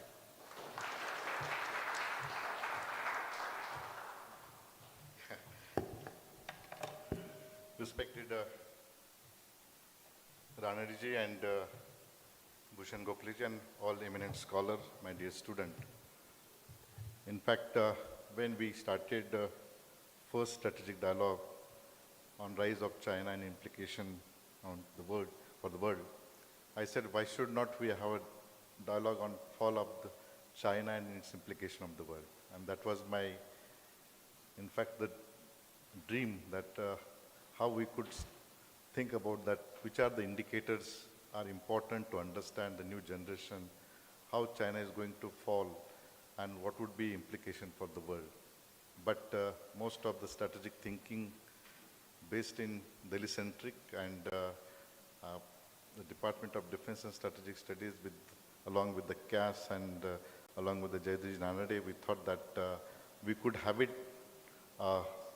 discussion in a southern part of India, and Pune is the place where it is a strategic hub, strategic place in all contexts, and Department of Defense and Strategic Studies and Savitribai Phule Pune University, we call it as Oxford of the East. So whatever you come out with the policy matter, that reflects not only in national policy, but it's global policy. So from last 2 years, and this is third year, we are going to completing a third strategic dialogue on rise of China and implication for the world. Let me share a few things which could not get a time to what I'm thinking about what would be a future coming up, particularly while understanding the Chinese strategic development. Now, from last 200 years, we are talking about three important theories, particularly Atiman theory talks about sea power, who controls sea, control the world. Then Mackinder's heartland theory talks about who controls land, control the world, and Duet talks about who control the space, control the world. But now, last 1 decade, there is new theories coming, Indian power theory. And this Indian power theory talks about Vasudha Kutumbakam, where the slogan is that, and we have showcased our capability through G20, and we are just dealing with the global peace and harmony through Vasudha Kutumbakam philosophy. But hinges that as long as we emerge, now we are talking about the $5 trillion economy, where Chinese is having around 18 to 19 trillion dollar economy. But what is the difference between China and India to emerge the fast economy, that is the homogeneous population, whereas the 90% in Chinese population are homogeneous, and other part of side, our population is number of diversity, and there are the difficulties, challenges, as well as the opportunities. So in that condition, what we need to equilibrium distribution of resources, equilibrium distribution of all kind of development, where from Delhi to Andaman Nicobar or any other part of India, we need to distribution of our resources, distribution of our capability. And last point, which is very important, the kind of Chinese using education as a soft diplomacy, we need to develop that kind of mechanism to use education as a soft diplomacy. Then we can change the mindset of perception to understand the rise of China and its implication of the world.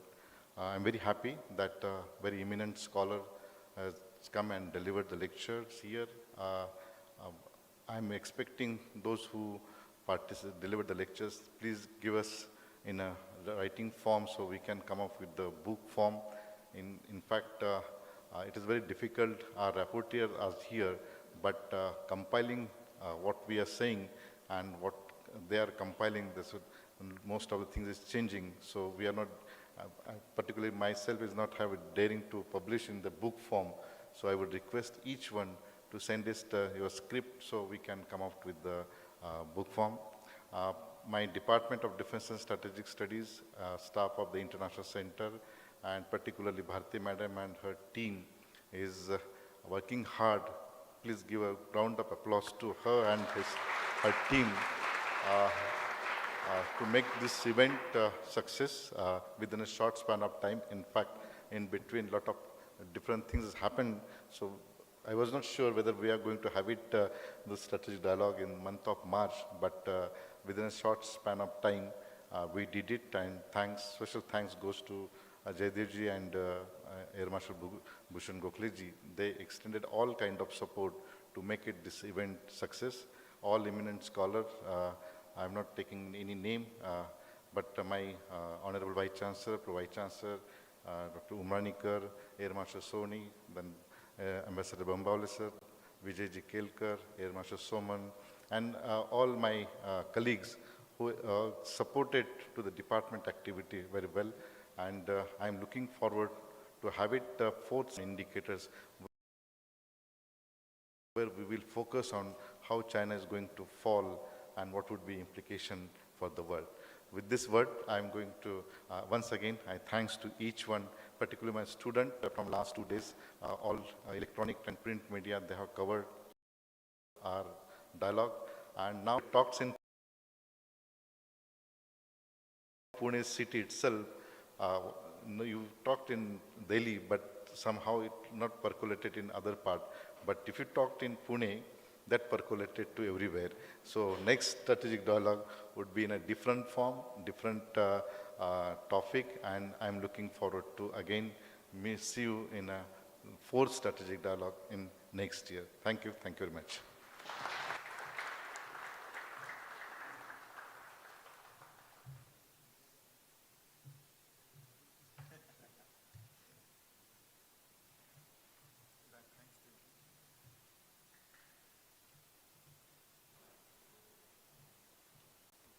I think both my colleagues have spoken, so there is nothing much that I can add, except for what I had spoken at Taiwan when I was taken along by Mr. Jayadeva Ranade, is that thank God the belligerent China didn't wait for 5 or 10 more years.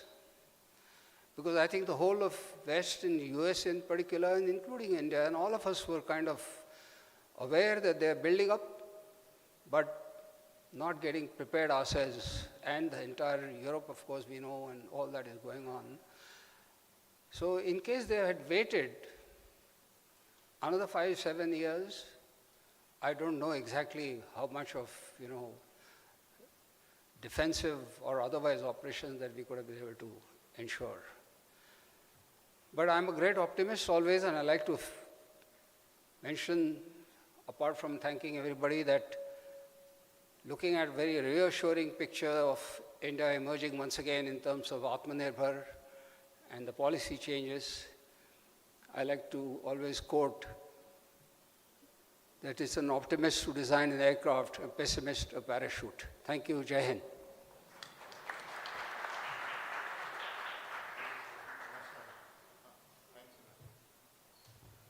Thank you, all of you all, for being present here for this dialogue. May I request all of you to stand for the national anthem? This will be followed by lunch outside.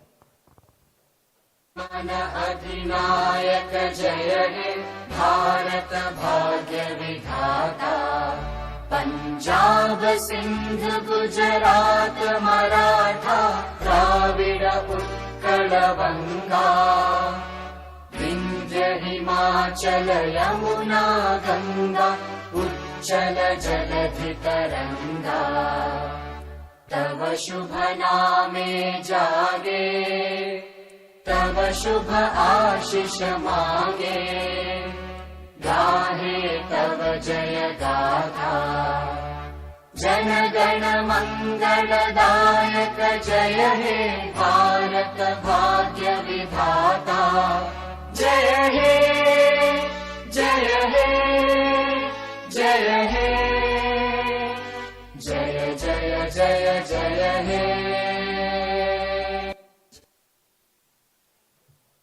Thank you and Jai Hind. Please join us for lunch.